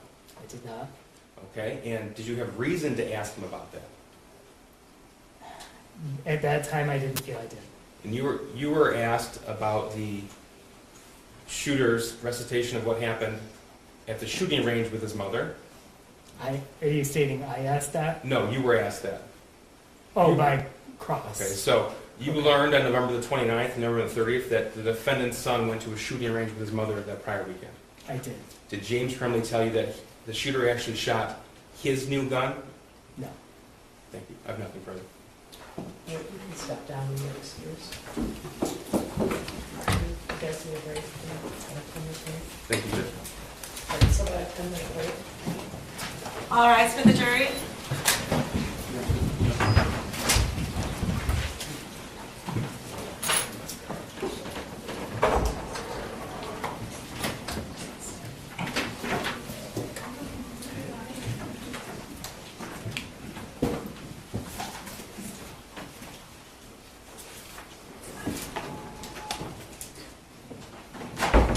Are you going to be seated?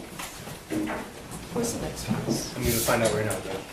We have somebody traveling in, so I want to make sure it's here. All right, so about 10 minutes. That'd be fine, Judge. Thank you.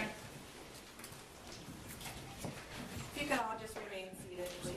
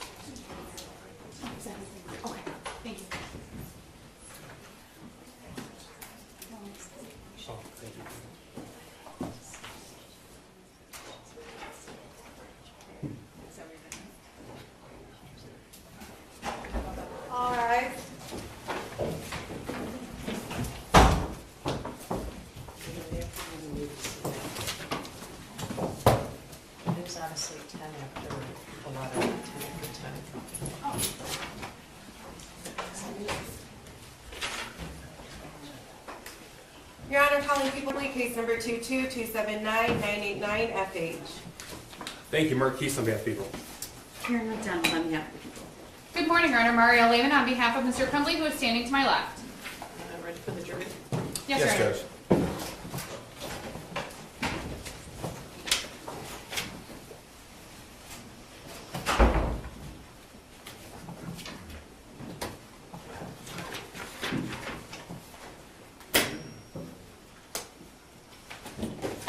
Who is the next witness? Mr. Nick Ejak.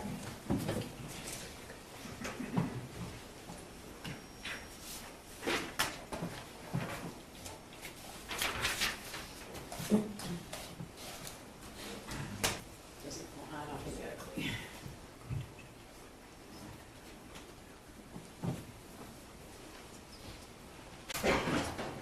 All rise for the jury. What was the one we did, Jim? Yeah, is there a button right there? This one doesn't go on the back. Okay. Is there a button on the back? Yes.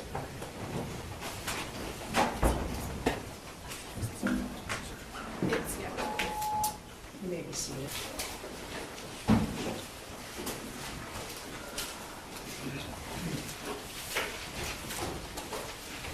Good morning. Could you raise your right hand? Do you swear or affirm the testimony about to give is the truth, so help you God? I do. Okay, can you step up and have a seat?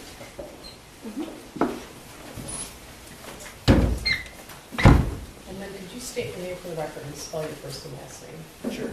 Nicholas Ejak, first name Nicholaas, last name Ejak, Ejak. Go ahead. Thank you. Good morning, sir. Good morning.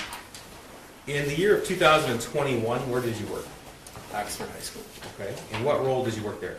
I was the Dean of Students. Could you keep your voice nice and loud? Sure. please? I was the Dean of Students. Okay. And tell us, please. Academic intervention, behavior intervention. Okay. So Mr. Hopkins just testified, and he indicated he was a counselor, whereas you are the Dean of Students. So it would be fair to say that you handled discipline, whereas he handled the student advocacy? Yes. Okay. As of November of 2021, how long have you been in that role? Just about 4 months. Okay, so you were hired for that school year in the fall of 2021. Correct. Now that's part of administration, is that correct? It's an extension of it, yes. Okay. Was James Crumbley's son a student at Oxford High School in November of 2021? Yes. Prior to November of 2021, did you have any interaction with James Crumbley's son? I did not know. I want to direct your attention to what's been admitted as People's 201. This is an email from November the 29th, 2021, 9:32 a.m. And the email reads, "Good morning. I had a student during first hour, the defendant's son, who was on his phone looking at different bullets at the end of first hour today as I was walking around the room passing out their essays. I didn't get a chance to investigate it a bit further since it was the end of the hour. Now that he's on my radar, I'm also noticing that some of his previous work that he's completed from earlier in the year leans a bit toward the violent side. I can bring down these things later today during my 5th hour prep if you would like them." There was a meeting that took place between Ms. Fine, Mr. Hopkins, and the defendant's son. Okay, so by the time that you had read this email, that's just... Okay, tell us about your interactions with either students or administrators prior to receiving this email with regards to the defendant's son. So I had received this email after I had alerted Mr. Hopkins to the worksheet because this teacher brought a photo of that. to Okay, my let me office. back up just a Sure. little bit. So before this email was received by you, did you have a conversation with a teacher regarding the defendant's son? No, I did not. Okay, so tell me how it is that the teacher regarding the defendant's son. No, I did not. Okay, so tell me how it is that you became aware of this math worksheet. So the morning of November 30th, 2021, Mhm. I was in my office when Miss Morgan, who was the teacher that sent this email, came down to our front office looking for anybody that she could speak with about a student that had drawn some inappropriate Okay. things on a worksheet. And you were there? I was the only one available at the time, yes. Okay, and tell me about that interaction, please. So she entered the threshold of my office door and said she was just looking for somebody to report something, and so I had waved her into my office. and she had stated that there was a student that had drawn some inappropriate things on, and she proceeded to turn her phone around and show me a photo of, and noticed that it was a name of the student that had been in the meeting with Mr. Hopkins and Ms. Fine from the day before. Okay, so you looked at the worksheet. What's Characters on there, and the defendant's son repeatedly made sure that we were aware that he understood why we needed to do this and that it made sense and that he understood how bad it looked. okay? Did you lead that interaction with the defendant's son, or did Mr. Hopkins? Mr. Hopkins did. And why is that? As the school counselor, therefore, looking into a potential mental health concern, that would be his responsibility. Okay. Did your perspective, based upon the information that you were told, ever change from a mental health lens versus a discipline lens?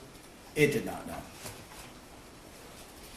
So tell us what happened next after the defendant's son went through the drawing with Mr. Hopkins? So he had sort of explained that he was interested in video games, and that part of those the drawings on there were him trying to get into graphic design, which led into a little bit of a conversation about how there could be potential avenues during his time at Oxford High School to delve into that deeper with some other programs. And then he kind of leaned in more towards the statements that were written on there and talked about how those didn't necessarily explain the video game aspect. And then I listened to the defendant's son speak about him feeling sad lately, Okay. which in a high school is not that unusual. Were you involved in the decision to contact the parents of the student? I was there for it, but Mr. Hopkins had mentioned that we were going to reach out to his parents. Okay.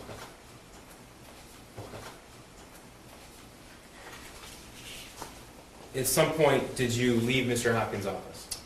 Yes, that was after we were able to speak with a parent on the phone. And so I left to retrieve the students' belongings since our class periods had changed. Okay. At that point in time, COVID protocols were still in place? Yes, Okay. Did students carry their backpacks with them? yes, So you retrieved the defendant's son's backpack from the class that he was in and brought it to Mr. Hopkins' office? that is correct, yes. Okay. And did the defendant's son stay with Mr. Hopkins until his parents arrived? Yes. All right. Were you there in Mr. Hopkins' office the entire time, or did you come back in? No, I came back in once the parents had arrived for the meeting. Now, what was your expectation of what was to happen that day after the meeting with the parents?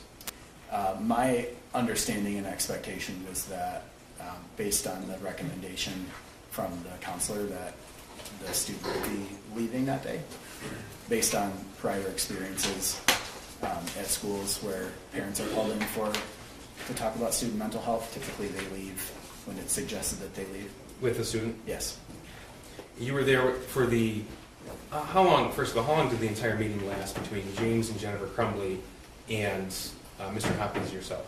I was there for 10 minutes of it, and there had been maybe 3 or 4 minutes prior to my arrival. Okay. I'm not sure if they waited for me to start or if they had already begun, but I know that I arrived a few minutes after they did, after I was alerted that they had arrived. So were you there when Mr. Hopkins explained his concerns about the drawing? Yes. Okay. Now, he just testified, so I don't need you to go through everything he said, but do you recall if James Crumbley said anything? During the meeting? Yes. He did. He expressed concern for his son, that he knew, or he reminded his son that he could always speak to him about stuff, and that he had a journal that he could write stuff in if he was feeling frustrated or going through something. Now, as a dean of students, when are you permitted to search students' personal belongings? So when I have a reasonable suspicion that the student might have something illegal or something that's not allowed at school, and so there needs to be some sort of sign, like a report from somebody.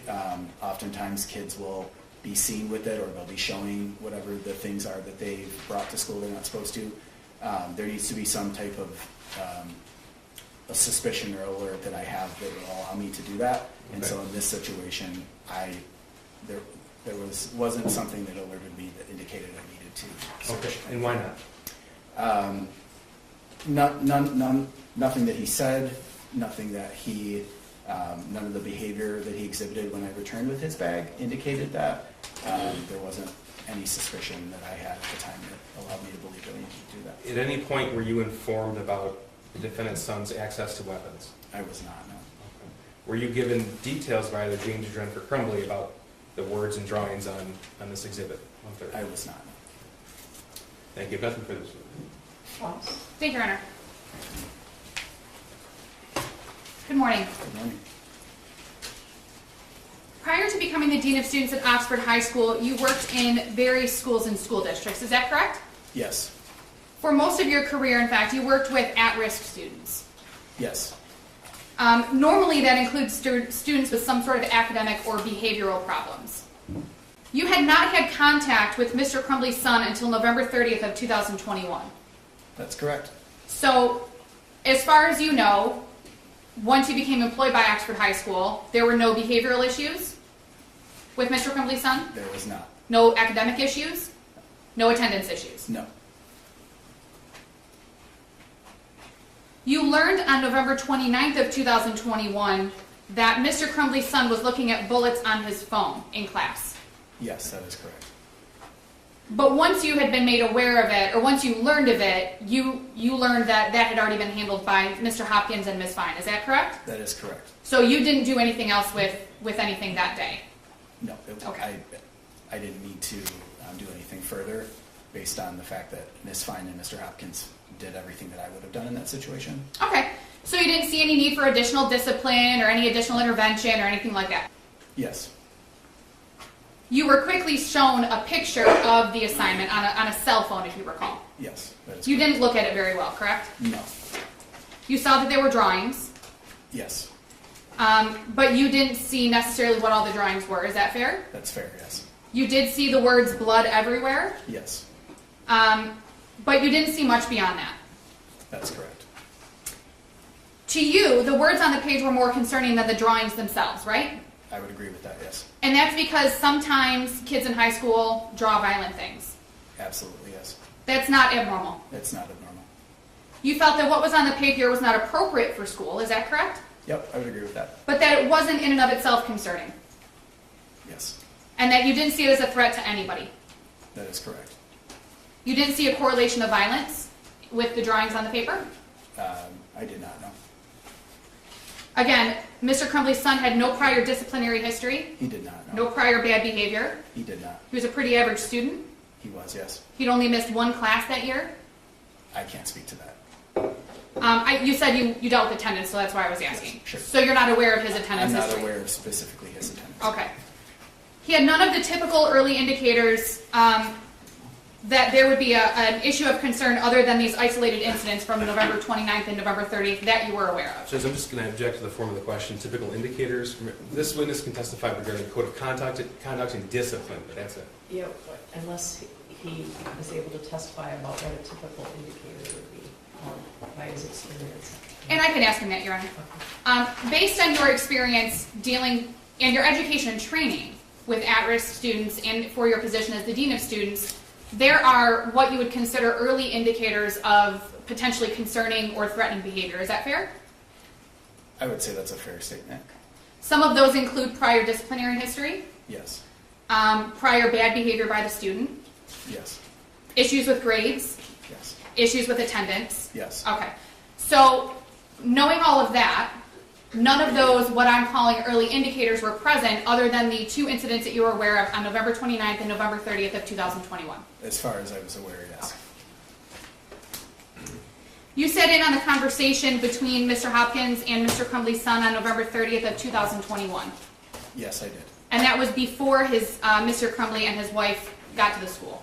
That's correct. Based on the information that you had at that time, you did not believe that Mr. Crumbley's son posed a threat to anyone. That's a fair statement, yes. You were even less concerned after you confirmed some of the information that you'd learned from Mr. Crumbley's son with Mr. Crumbley's wife.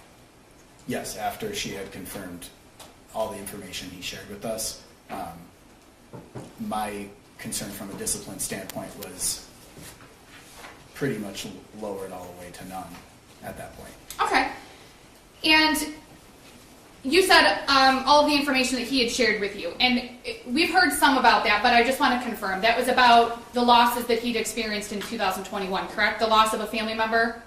Yes. The loss of his family dog? Yes. A friend had moved away? Yes. He'd struggled with COVID? He did, yes. He had a hard time with virtual school? Yes. Those were the things that you confirmed with his family, with his parents? Along with his desire for graphic design and video games, and that they thought he should focus more on academics rather than that, which is what he had shared with us during the meeting. Okay. When you say he had shared with us, are you referencing a discussion or an argument he had with his parents the night before that related to video game design and grades, or was this something separate? Both. No, he had shared that he was interested in that and that he didn't feel his parents supported that, and that led to an argument the night before, but he didn't provide any context to that at all, and they had confirmed that, but they also didn't provide any context to that either. So there was a confirmation that the student and Mr. Crumbley's son and Mr. Crumbley and his wife had an argument with their son the night before. It sounded to you like it may have related to video game design and grades, but you didn't have any context beyond what you believed it to be about. That's correct, yes. Now, obviously, during these meetings, you expect for a student's parents to give you information about things that they are concerned about, correct? Typically in these meetings, parents come to them and they provide additional context, stuff they're seeing at home, a history of, especially in a mental health situation, a history of any kind of counseling, and any issues they've had at other schools or whatever, but they usually provide additional information. So you said specifically things that they see at home, things that they're concerned about.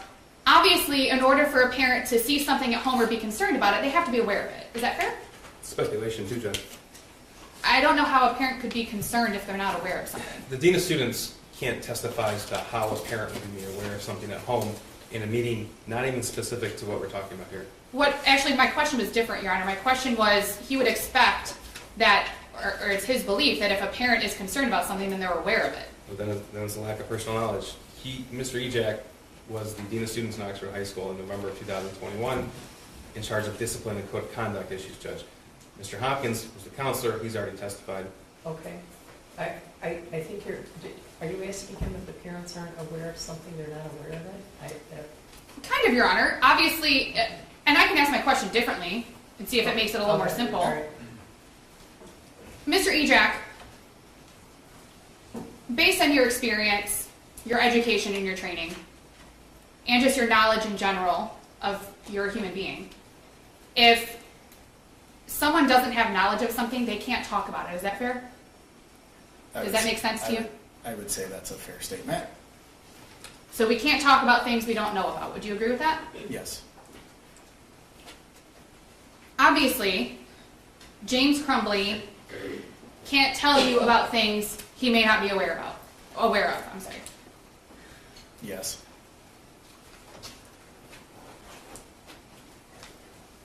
You weren't concerned on November 30th of 2021 by Mr. Crumbley's son looking at bullets or drawing guns. Is that fair?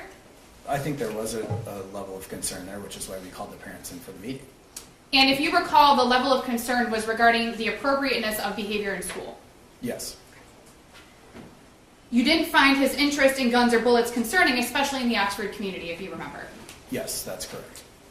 You've had students draw guns on papers in the past. Yes, that's correct.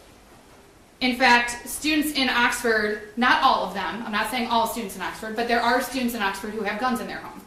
Yes. You know that there are students in Oxford who handle firearms. That's a fair statement.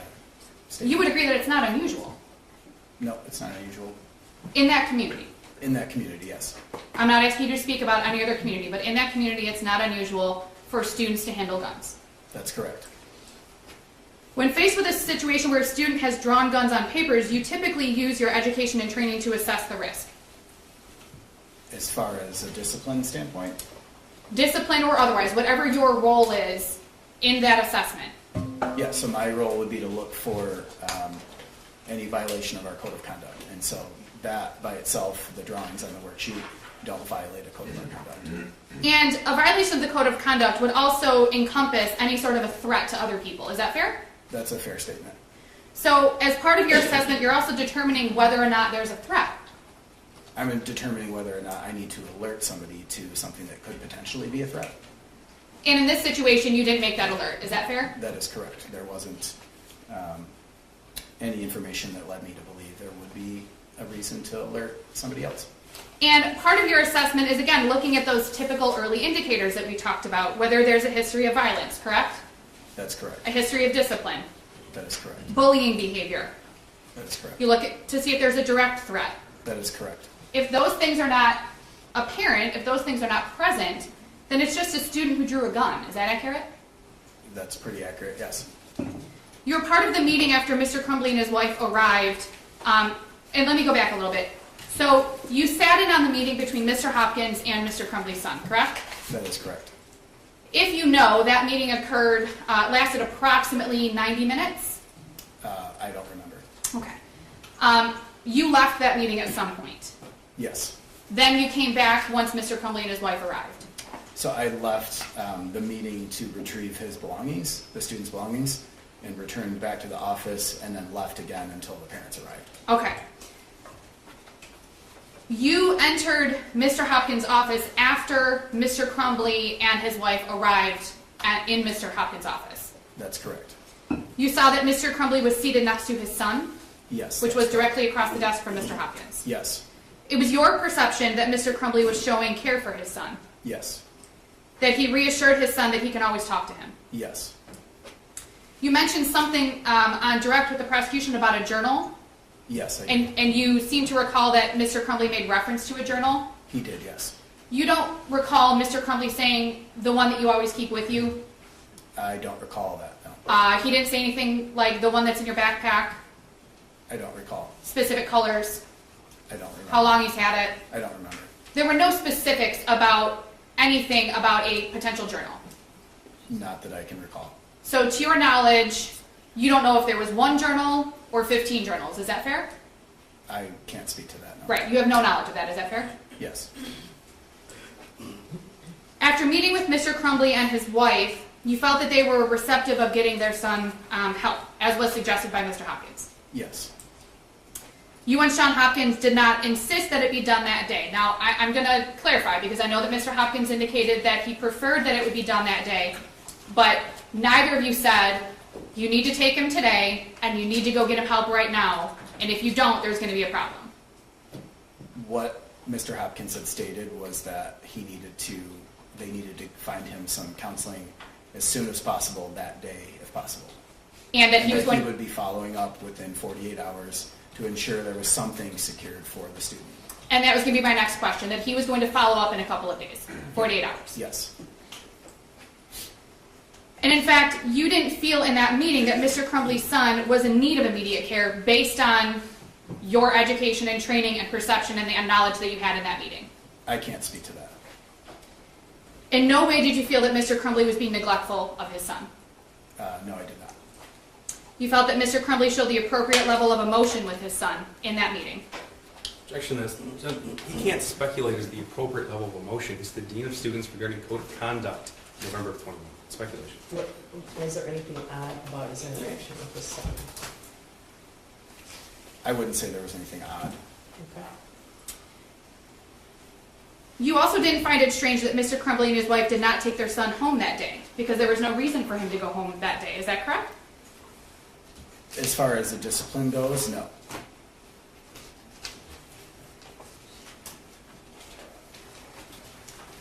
During the meeting, you said that you retrieved Mr. Crumbley's son's backpack from his classroom and brought it back to Mr. Hopkins' office. That's correct. You indicated this backpack was heavy. Yes, such as every other student in the school. And let me clarify, that day, you didn't say that today. That day, November 30th of 2021, you commented to a teacher that the backpack was heavy. Yes, I made a joke at how easily she picked it up, and then when she handed it off to me, my arm dropped down. So it was more of a joke at how strong she was compared to myself. And if you recall, at the time, the students weren't using their lockers, They were not using that. so it was fairly common for a student's backpack to be heavy. That's correct. You didn't look in the backpack? I did not know. You didn't, and I think you said you didn't have reason to look in the I backpack. didn't have reasonable suspicion, though. You didn't ask Mr. Crumbley's son to look at his backpack? I did not know. You did not ask Mr. Crumbley or his wife to look in the backpack. I did not know. You didn't look yourself or ask anyone else to look because you didn't feel that there was a reason to look in the backpack. Is that fair? There was nothing from our conversation or from anything that we had heard so far that would indicate it was enough to reach to that level, correct? You've had numerous discussions about this case since November 30th of 2021. Yes. You've talked with various attorneys. Sure. Yeah. And I'm not asking you about what your communications were with your own attorneys. I'm not asking you about that. I'm just asking if you've met with attorneys. I've met with many different attorneys. You've met with the prosecutor's office? Yes. On more than one occasion. Yes. And some of those meetings with the prosecutor's office were to prepare for testimony. There was testimony in September 14th of 2022 that relates to this. If you'd like, we can approach to talk about it further. I think we should.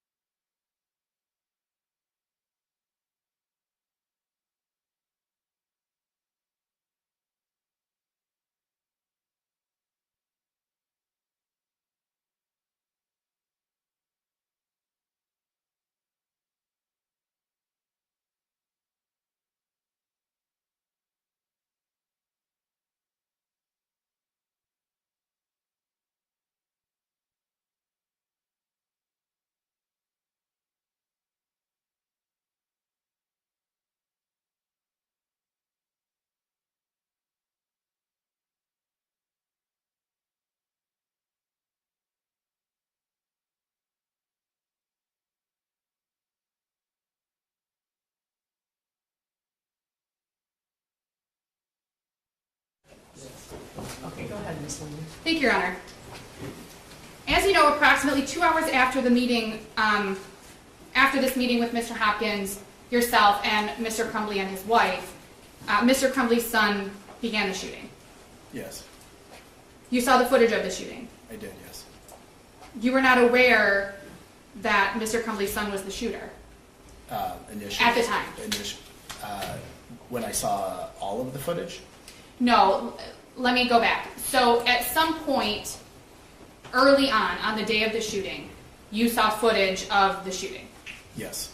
And that was while you were in the office of the school. On the phone with the 911 operator? Yes. And at that point, the thought didn't cross your mind that the shooter may be Mr. Crumbley's son. That's a fair statement, yes. In fact, you didn't know that it was Mr. Crumbley's son until you were told that it was him after the shooting. I believe as the video footage continued to play and we were still on the phone, it wasn't confirmed, but I had a pretty good idea that that's who it was. Okay. Even looking back, after you know what Mr. Crumbley's son did 2 hours after that meeting, his behaviors did not show a pattern of what he was planning to do 2 hours later. Based on the information I knew, no.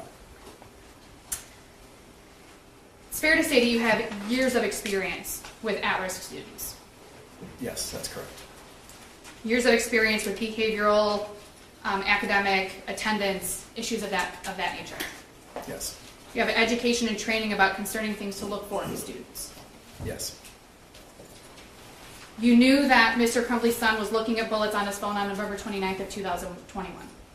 Yes. You knew that he had drawn a gun and some concerning words on his math assignment. Yeah, that's correct. You knew that he was at the shooting range with his mom the weekend before. Yes, that's correct. You confirmed that during the meeting with his parents, correct? Yes. You knew that he had experienced significant losses in the months before November 30th of 2021. Yes. You knew that Mr. Hopkins was recommending that his parents have him talk to a therapist that day if possible. That's correct. You knew that his backpack was heavy and commented about the weight of it to a teacher. That's correct. You knew that firearms were not uncommon in homes in Oxford. That's correct. You knew that students at the high school handled firearms and that it wasn't uncommon. We're asked and answered now, Judge. You knew, Yeah, he answered that. you knew that the shooter was going to stay in school that day. At the end of the meeting? Yes. Yes. Partly because he wanted to, Yes. and partly because his parents had to go to work. That's what I was told, yes.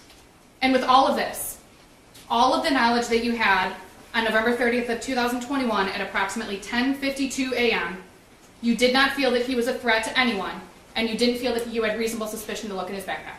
No, because you have to remember, I knew very little of what we all know today. So when we're looking at the big picture today, I knew a fraction of what we all know now. And we talked about this a little bit with Mr. Hopkins as well. We all know what happened at 12:51 on November 30th of 2021. But the information that you had at 10:52 a.m. or approximately 10:50 a.m. when that meeting ended, is the information that you were going on. Yes, and that does not rise to the level of suspension or of a discipline, especially when you're considering mental health. And it doesn't. That supersedes any type of minor discipline or behavior violation. So, and Mr. Hopkins talked about this a little bit. Looking in hindsight, there was more information. Yes, we now know there's a lot more information. You might look at things differently looking in hindsight. I would 100% look at things differently.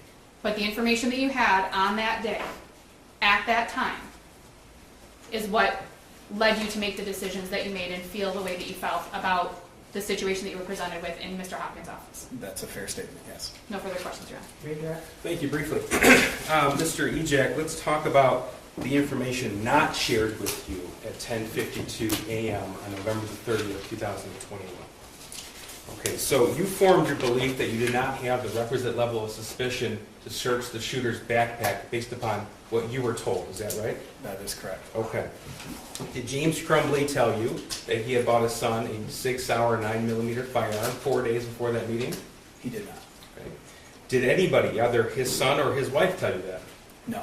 Did his son tell you that, or did James Crumbley tell you that his son had been begging for a 9mm handgun? No. Did James Crumbley tell you that he actually got him a different firearm in June of 2021? No. Did James Crumbley tell you that the details and severity of his son's friend being taken from him at the beginning of the month? No. Now, you indicated that as far as a discipline standpoint, your belief was that the mental health concerns would override. Yes. Tell me about that.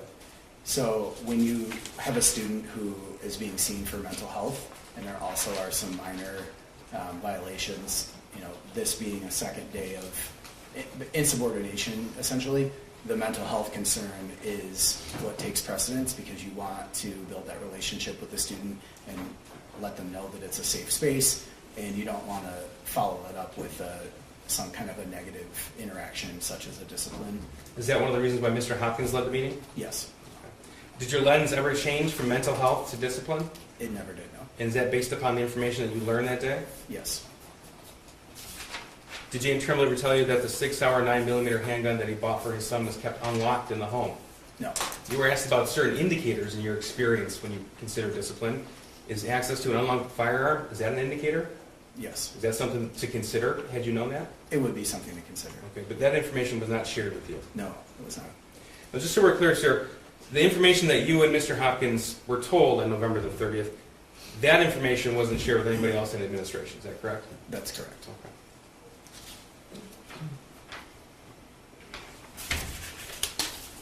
I don't have any further questions. Thank you. Very brief request, Your Honor. Very brief. Okay.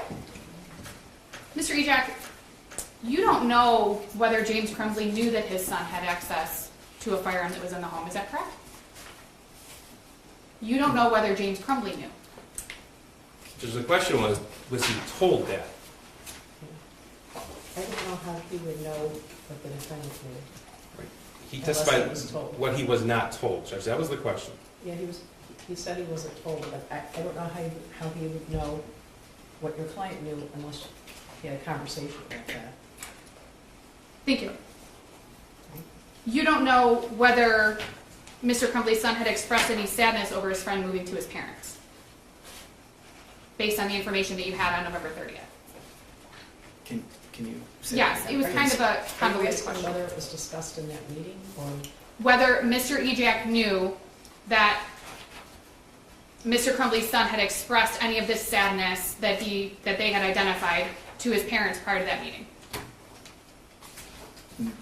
Do you know if he did? I'm not sure what you're trying to ask. I'm sorry. Yes. Do you know if James Crumbley was aware of this sadness that you all had identified during this meeting? with Mr. Hopkins? I do not know. No further questions, Your Honor. Was the information that was shared from Sean Hopkins regarding the emails that he received? Yes, Okay. And he went through the drawing with James and Jennifer Crumbley? yes. And at no point did James or Jennifer Crumbley ever say that the firearm purchased 4 days before mirrors the firearm drawn on that math worksheet? They did not. Thank you. Nothing further. All right, you can step down and be excused. Your lunch is in here.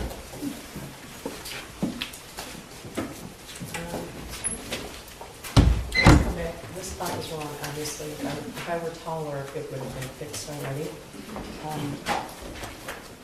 I'm going to ask you to return at 1 o'clock. It's not about 5 to 12. I'm going to ask you to return at 1 o'clock. In the meantime, I'm going to ask you not to discuss the case with each other or anyone else. Don't look at any news media. Don't talk to anybody. Don't Google anything. Don't do any research on your phone or anything like that. Any questions about the case now? Okay. All right, we'll see you at 1 o'clock. All rise for the jury.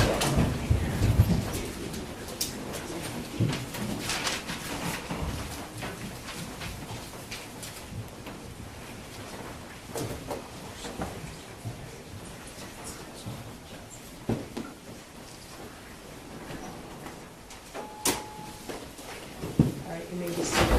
Who's the next witness? We're going to find out. I just spoke with counsel about that, and we'll let her know as soon as we know. Okay. All Thank right, you, I'll Judge. see you outside. Thank you, Your Honor. Thank you.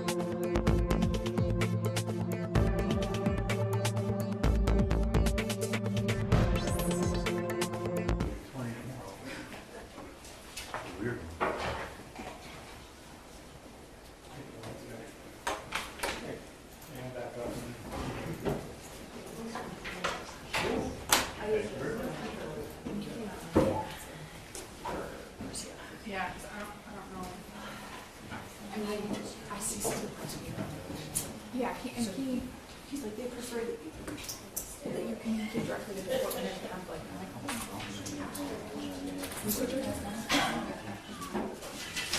it's a rough one. She's actually really reasonable. It's just, I don't know.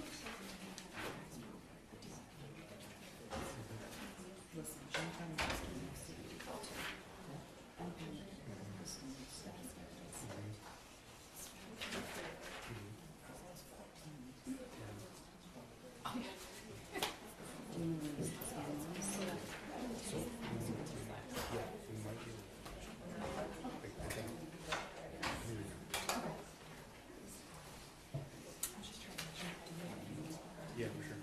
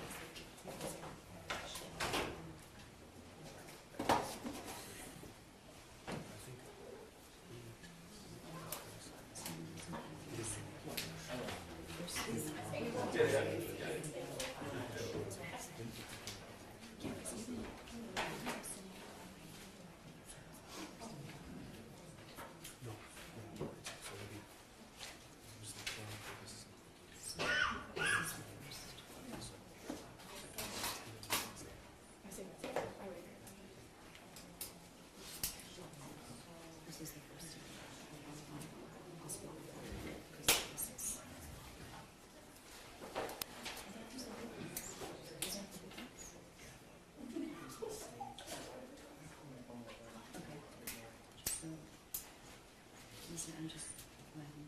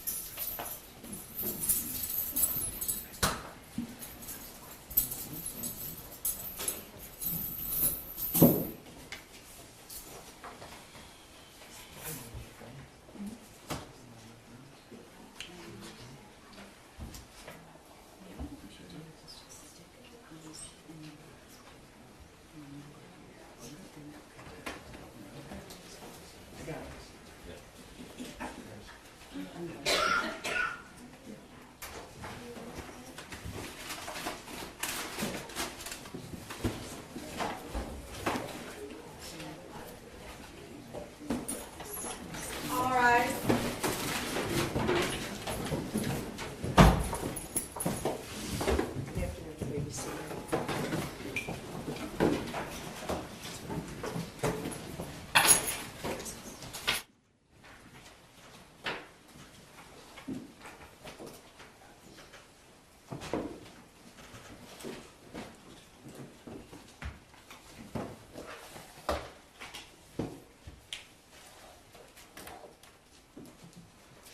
Your Honor, calling People versus James Crumbley, case number 222799989FH. Thank you, Marquise, on behalf of people. Karen McDonald on behalf of the people. Good afternoon, Your Honor. Marielle Lehman on behalf of James Crumbley. Who is the next witness? Special Agent Brett Brandon, Judge. All right, you ready for the jury? May we approach briefly, Your Honor? Thank you. Microphone.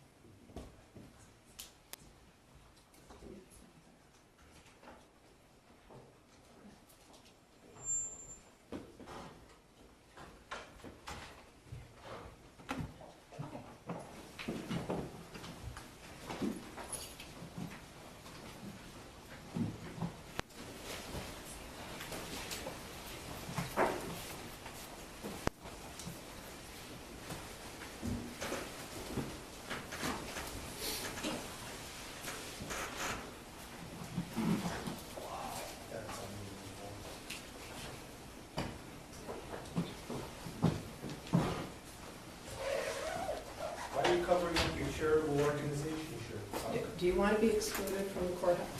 Do you want to be excluded from the courtroom? No, not especially. Okay. Are you ready for the jury? People ready?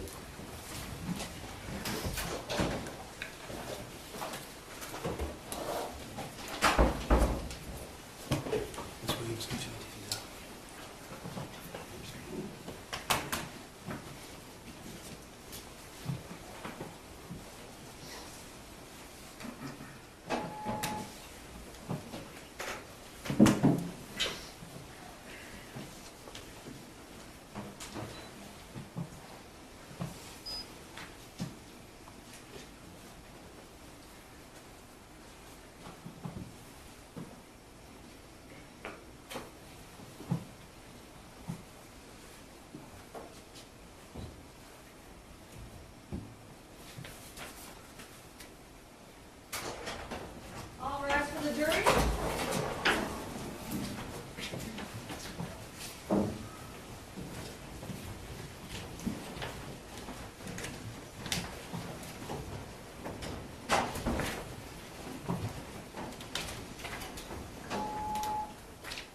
You may be seated. Prosecutor, who's the next witness? Special Agent,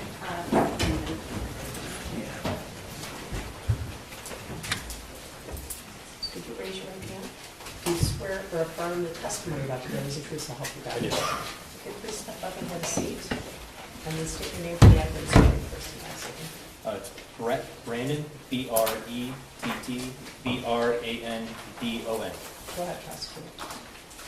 good afternoon. Good afternoon. All right, Special Agent, can you tell the jury what role you're playing here today and during this trial? I'm one of the officers in charge of this case. Okay, and what does that mean? It means that I've been assigned with Lieutenant Willis to usher this investigation through the prosecution. Okay. This Lieutenant Willis? Yes. Okay. He's normally sitting right here. He's also an officer in charge? Yes. Okay. And can you tell the jury what your occupation is? Yes, I'm a special agent with the Bureau of Alcohol, Tobacco, Firearms, and Explosives. It's commonly referred to as just ATF. And what does the ATF do? The ATF enforces the nation's firearms, arson, and explosive laws. Obviously, we primarily focus on the firearms laws. And so you're employed by the state or the federal government? The federal government. Okay. As part of that, well, I'm sorry, let me get to this. A little bit about your experience and background that brings you here to testify. How long have you been a special agent? How long have you been with the ATF? It'll be 15 years in July. Okay, and how long have you been a special agent? Been a special agent for, it'll be approaching 11 years in July. And what does special agent mean?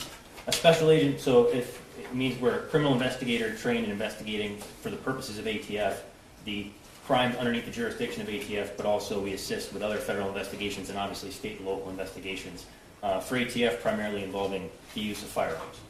And what is your educational background? I have a degree from Oakland University in political science. I spent 1 year at law school at the Catholic University of America, and then obviously I was trained at the ATF National Academy for the requisite training to become an ATF agent.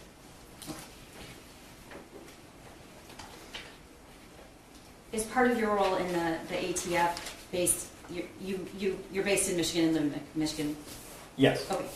Do you have any interaction with state investigations, and if so, what are they? Yes, I've had many throughout my career. Right now I'm assigned to the Pontiac Gun Violence Task Force. It's a partnership between the Oakland County Sheriff's Office and the ATF. In that role, we investigate both state and federal firearms violations occurring within the city of Pontiac, primarily shootings. And do you ever respond to or have anything to do with investigations that don't involve shootings? Yes. What kind of? So generally, for whether it's the task force or just as an ATF agent, it's primarily the criminal possession and use of firearms. So in other words, it doesn't have to be a shooting, it could just be a possession of Sure, firearms? yeah. Okay. Yes. About how many shooting investigations have you been a part of? Hundreds at this point in my career. And do you, as a part of in your role, have a general understanding of the laws associated with purchasing firearms, both in the state and federally, or just federally? Both specific to this investigation, it would be both. Yes. Okay. Can you tell the jury what FFL stands for? Yes. So an FFL is a federal firearms licensee. I think we heard testimony obviously in here before from Kami Back. She was the employee from the gun store in Oxford, as we're referring to it. That would be a federally licensed gun store, which is the technical term for that, is a federal firearms licensee. And in order to become a licensee, what does that seller have to do or comply with? So there's an application process that they have to go through with the ATF to become a federal firearms licensee. And then are there guidelines or requirements they must follow? Yes. All right. We're going to get to that in a minute. Do you know James Crumbley? I did. And how did you come to know James Crumbley? I became aware of who James Crumbley was the date of the shooting on November 30th, 2021, and I had contact with him inside of his residence during an execution of a search warrant that night. Do you see him in the courtroom here today? I do. Can you describe something he's wearing? He's wearing a white shirt, a blue tie, and headphones. May the record reflect he's properly identified the defendant, Your Honor. The record will reflect in-court identification of the defendant, James Crumbley. Thank you. What, if anything, did you review in your role as the officer in charge in this case? A vast amount of information. So there would be the returns of 7 cell phones that were forensically extracted, social media returns, financial information, firearms records, including from the federal firearms licensee, and other documents and records, and surveillance video, obviously. You were in the courtroom. Were you in the courtroom when Ed Wogrowski testified about forensic cell phone data? Yes. And can you tell the jury what software or program you used? Yes. Objection, Your Honor. The question is what Mr. Wogrowski used. I don't know that Agent Brandon knows that. I corrected myself in that question purposely to say what you use. Are you aware of what was the investigation tool they used in cell phones? What the ATF uses. They both did. I'm trying to lay a foundation. Are you aware of? May I ask the question, Your Honor? Go ahead. Are you aware of that tool? Yes, it was the same tool. So Detective Wogrowski used Cellbrite to put it in a readable format. When he spoke about a readable format, it's Cellbrite, and that's the format that I reviewed the forensic extractions in. Okay, which is what I was trying to get at. You have experience. Do you have experience in this investigation reviewing the Cellbrite information, which is the cell phone data? Yes. Okay, thank you. I want to draw your attention to November 30th of 2021 and ask you to first explain where you were when you heard about the shooting. So I was in the ATF headquarters for the Detroit Field Division is in downtown Detroit. I was in an office that I shared at the time with my partner, and the assistant special agent in charge at the time came in. He knew I was from the Orient, Oxford area and let me know that there was a shooting at Oxford High School. You currently are there, or you grew up there? Both. All right. What did you do? I grabbed my bag and I ran out the door. Did you go with anyone else? Was it discussed about what you were planning on doing, what the plan was, who was going, who wasn't going? No, I just ran out the door and got to my car in the parking structure, turned on the lights and sirens, and then drove up I-75 in towards the direction of Oxford High School. Do you typically work with a partner? Yes, Was he there that day? he was. Did you let him know you were going, or did he come with you? At the beginning, at the time, no, I didn't let him know. He was stepped out for a minute, and I didn't even think about it. I was so focused on getting to the school. Okay. About how long or does it take to get from Detroit to Oxford School? It depends on traffic. It could be an hour. It could be more. It could be a little bit less, just depending on the time of day. And did you have a familiarity with the area? Yes. Okay. What, if anything, did you know about that incident when you left? All I knew when I left was that there was a shooting. As I drove northbound, I did receive information from our intelligence unit that there was a confirmed shooting. It was not a false alarm. Okay. And what did you do as a result of that? I continued to drive north on I-75, and at some point, I believe it was in Troy, met up with other law enforcement, forming like a caravan, like others have Detective Growski testified to, traveling north on 75, and then getting to the exit at exit 81, where the old Palace of Auburn Hills used to be. So the caravan, were there other people on the highway? Yes. Did this whole caravan, was it just law enforcement?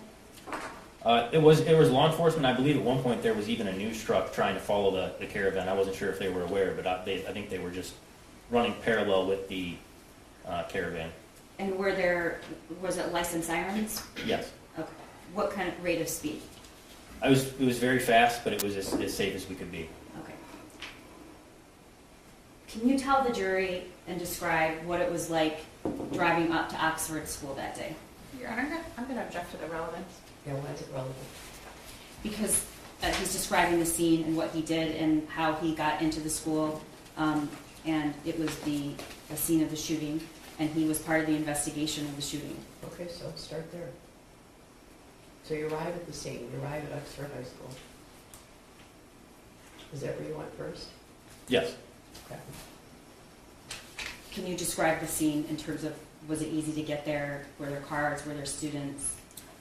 So as we're getting to the school through obviously Lake Orion and Oxford, you have to travel through there. All the cars were parked on the right side of the road, and so it was almost like the left lane. There were no cars in it, and people knew what was going on at that point.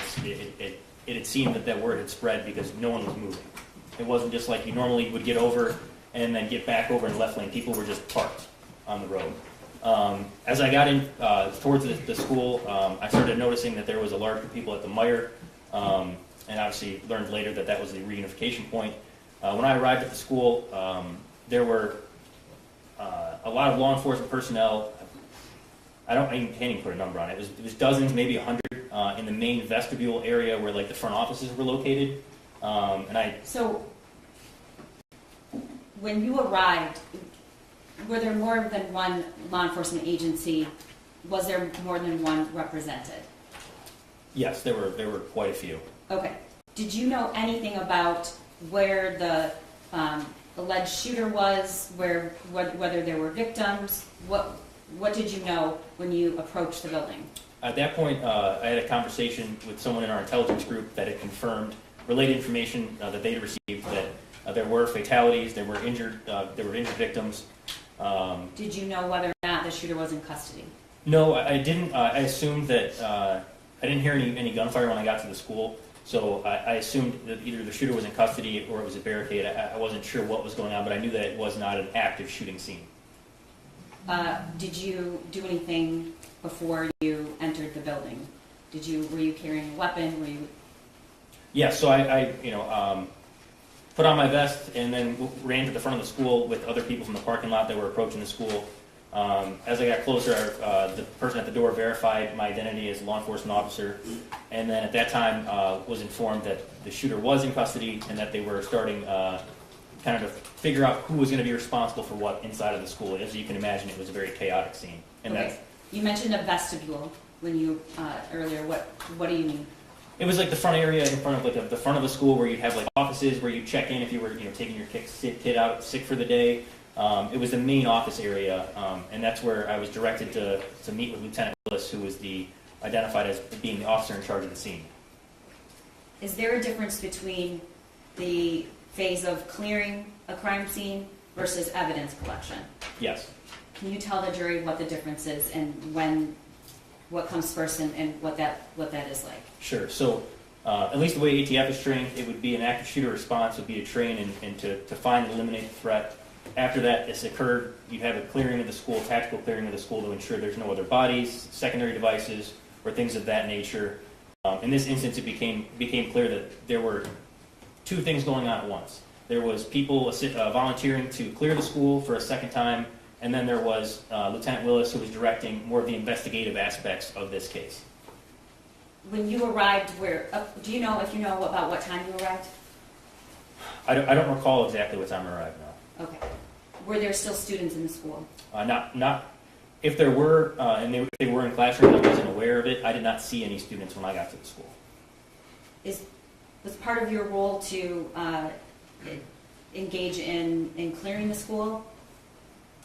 So generally, yes, with ATF, we would be involved in clearing the school, the active shooter response, the clearing of the school, and then the investigation. I mean, when you got there that day, did you help clear the school? I did not. Based on the fact that the investigation had started, that the shooter was in custody and they had the weapon secured, I thought the best use of my abilities as an ATF agent would be to start the trace of the firearm to determine how it ended up there. Okay. You just said you found Lieutenant Willis. Is that correct? Yes. Okay. Where was he standing? He was standing in front of the school offices, directing people around. He said it was very chaotic. But I found Lieutenant Willis, and I believe You said he held it up, and then what happened? I took photographs of the evidence, specifically the markings on the firearm that I needed to start the tracing process.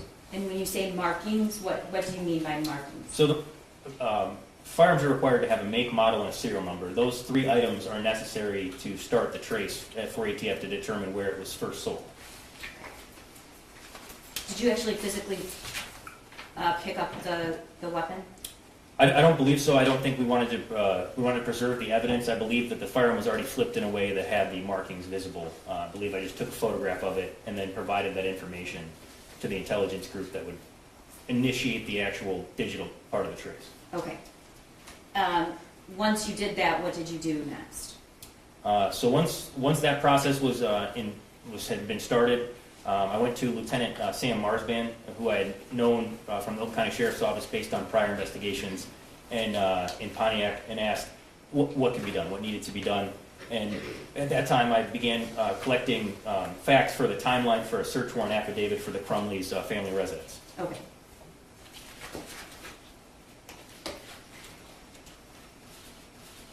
Did you? Well, we'll get to that. As part of, and how long does it take to trace? November. Okay. Yes. And yes. Okay. Certain registration requirements for handguns. And why? Did you I have say to ask this- him first if he knows that's what I'm trying to do. Did you say in the state, there isn't federally, but there's a state? Correct. Okay. You could not purchase that handgun from a federally licensed gun store, if that makes sense. Okay. And a Michigan pistol sales record documenting the sale to Mr. Crumbley for both the Derringer and the Kel-Tec pistol. Okay. This is not. This is. All right. So before I do that, Special Agent Brandon, how do you make sure when you're handling a weapon? If the firearm's not loaded, that in case the trigger was. Is it possible for a firearm to, I'm going to hand this Kind of hard to see with the light, but it says Sig Sauer, that would be the manufacturer. And then you have the serial number as well as the caliber generally also stamped on there as well. Okay. Thank you.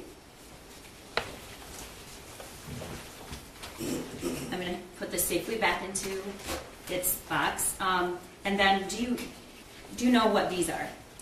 Yes, those are the pistol magazines that come with the Sig Sauer SP 2022. Okay. And just in case there are people on the jury that don't have a familiarity with handguns, what are these for? What's inside here usually? So in a semi-automatic pistol, you would load your ammunition. Those magazines, I believe, can take up to 15 rounds.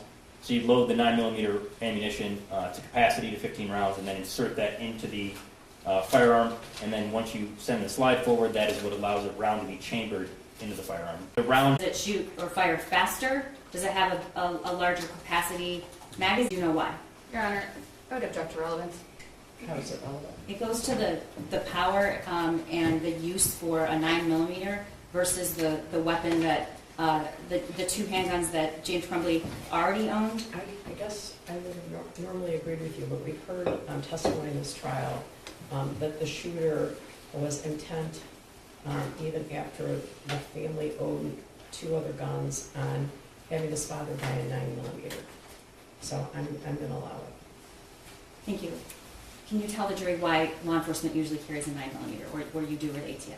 Sure. Powerful round that could be used for neutralize a threat. It's not going to over-penetrate, and the advancements in ballistics have made a 9mm the ideal round for law enforcement for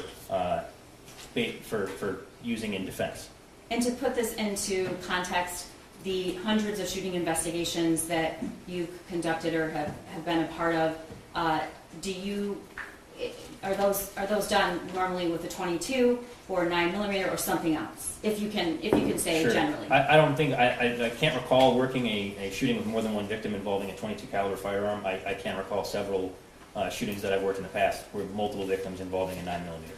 All right, thank you. I'm going to put this back in the evidence box and hand it to Lieutenant Willis, who is in charge of... Turner, may we approach, please?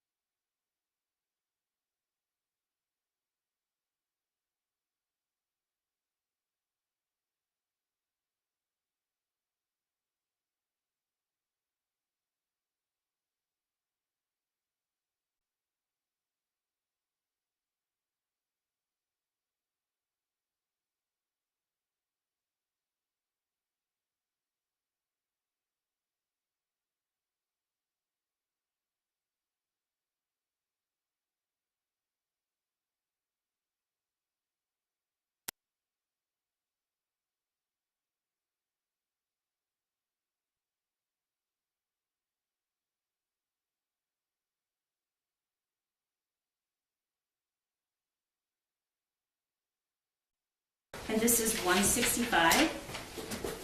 And again, do you know what this is? Yes, that's the Kel-Tec P17 22 caliber pistol purchased by Mr. Crumbley on June 17th of 2021. Okay, and if you know, was this weapon made safe by you or somebody else before I Yeah, handle it? yes. And how was it made safe? When I was going through the from last trial, cutting off zip ties and putting new ones on, racked the slide three times, made sure there was no round in the chamber, and then myself and Lieutenant Willis installed zip ties on firearms. Okay. In a moment, we're going to see the defendant's son handling it.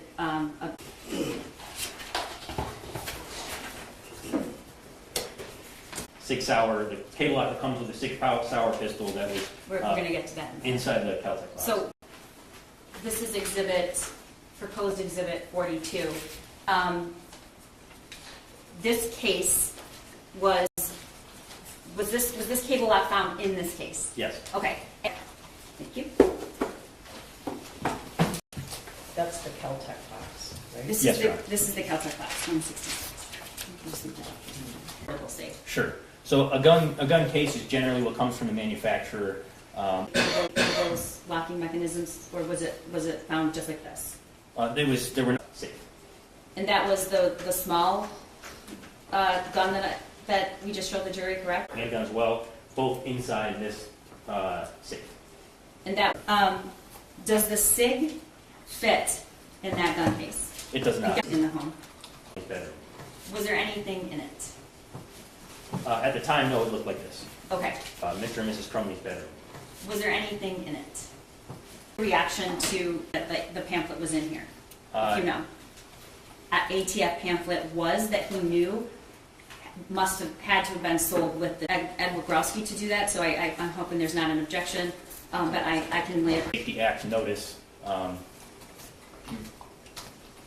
move it to the back of that gun case and basically discard. So on the first page it says Youth Handgun Safety Act notice, and there's four. Any objections? No. 168. Were the 3 guns purchased by James? For the shop so that was the first thing that I noticed. On top of a trash bin, which I found unique. Not something that someone would do if they had just committed a mass shooting. What did you do next as a result of noting those 3 things? So Range and who was there and at what time? and then Mr. Crumbley responds, taking Ethan to store at 12, and then Mrs. Crumbley asks if you get gun. It took enough time to where Mr. Crumbley had to come back the next day to pick up the firearm. Okay, and then the next exhibit, people's, It took enough time to where Mr. Crumbley had to come back the next day to pick. what that is. Yes, this is again Facebook messages.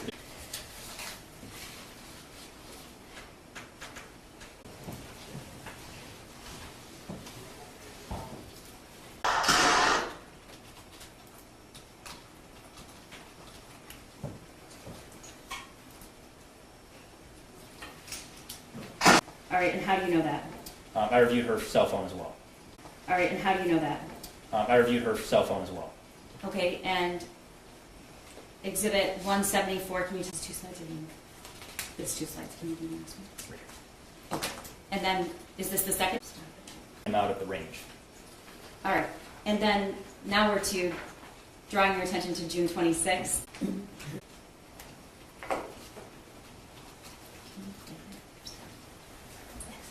Okay. And just one. The shooter will be, replies, sounds great. Mr. Crumbley says, make it closer to 10. It's a range visit by Mr. Crumbley. This is dated August 15th, 2021. The receipt has a range fee of $20 again. I believe that's... First, what are we looking at? So this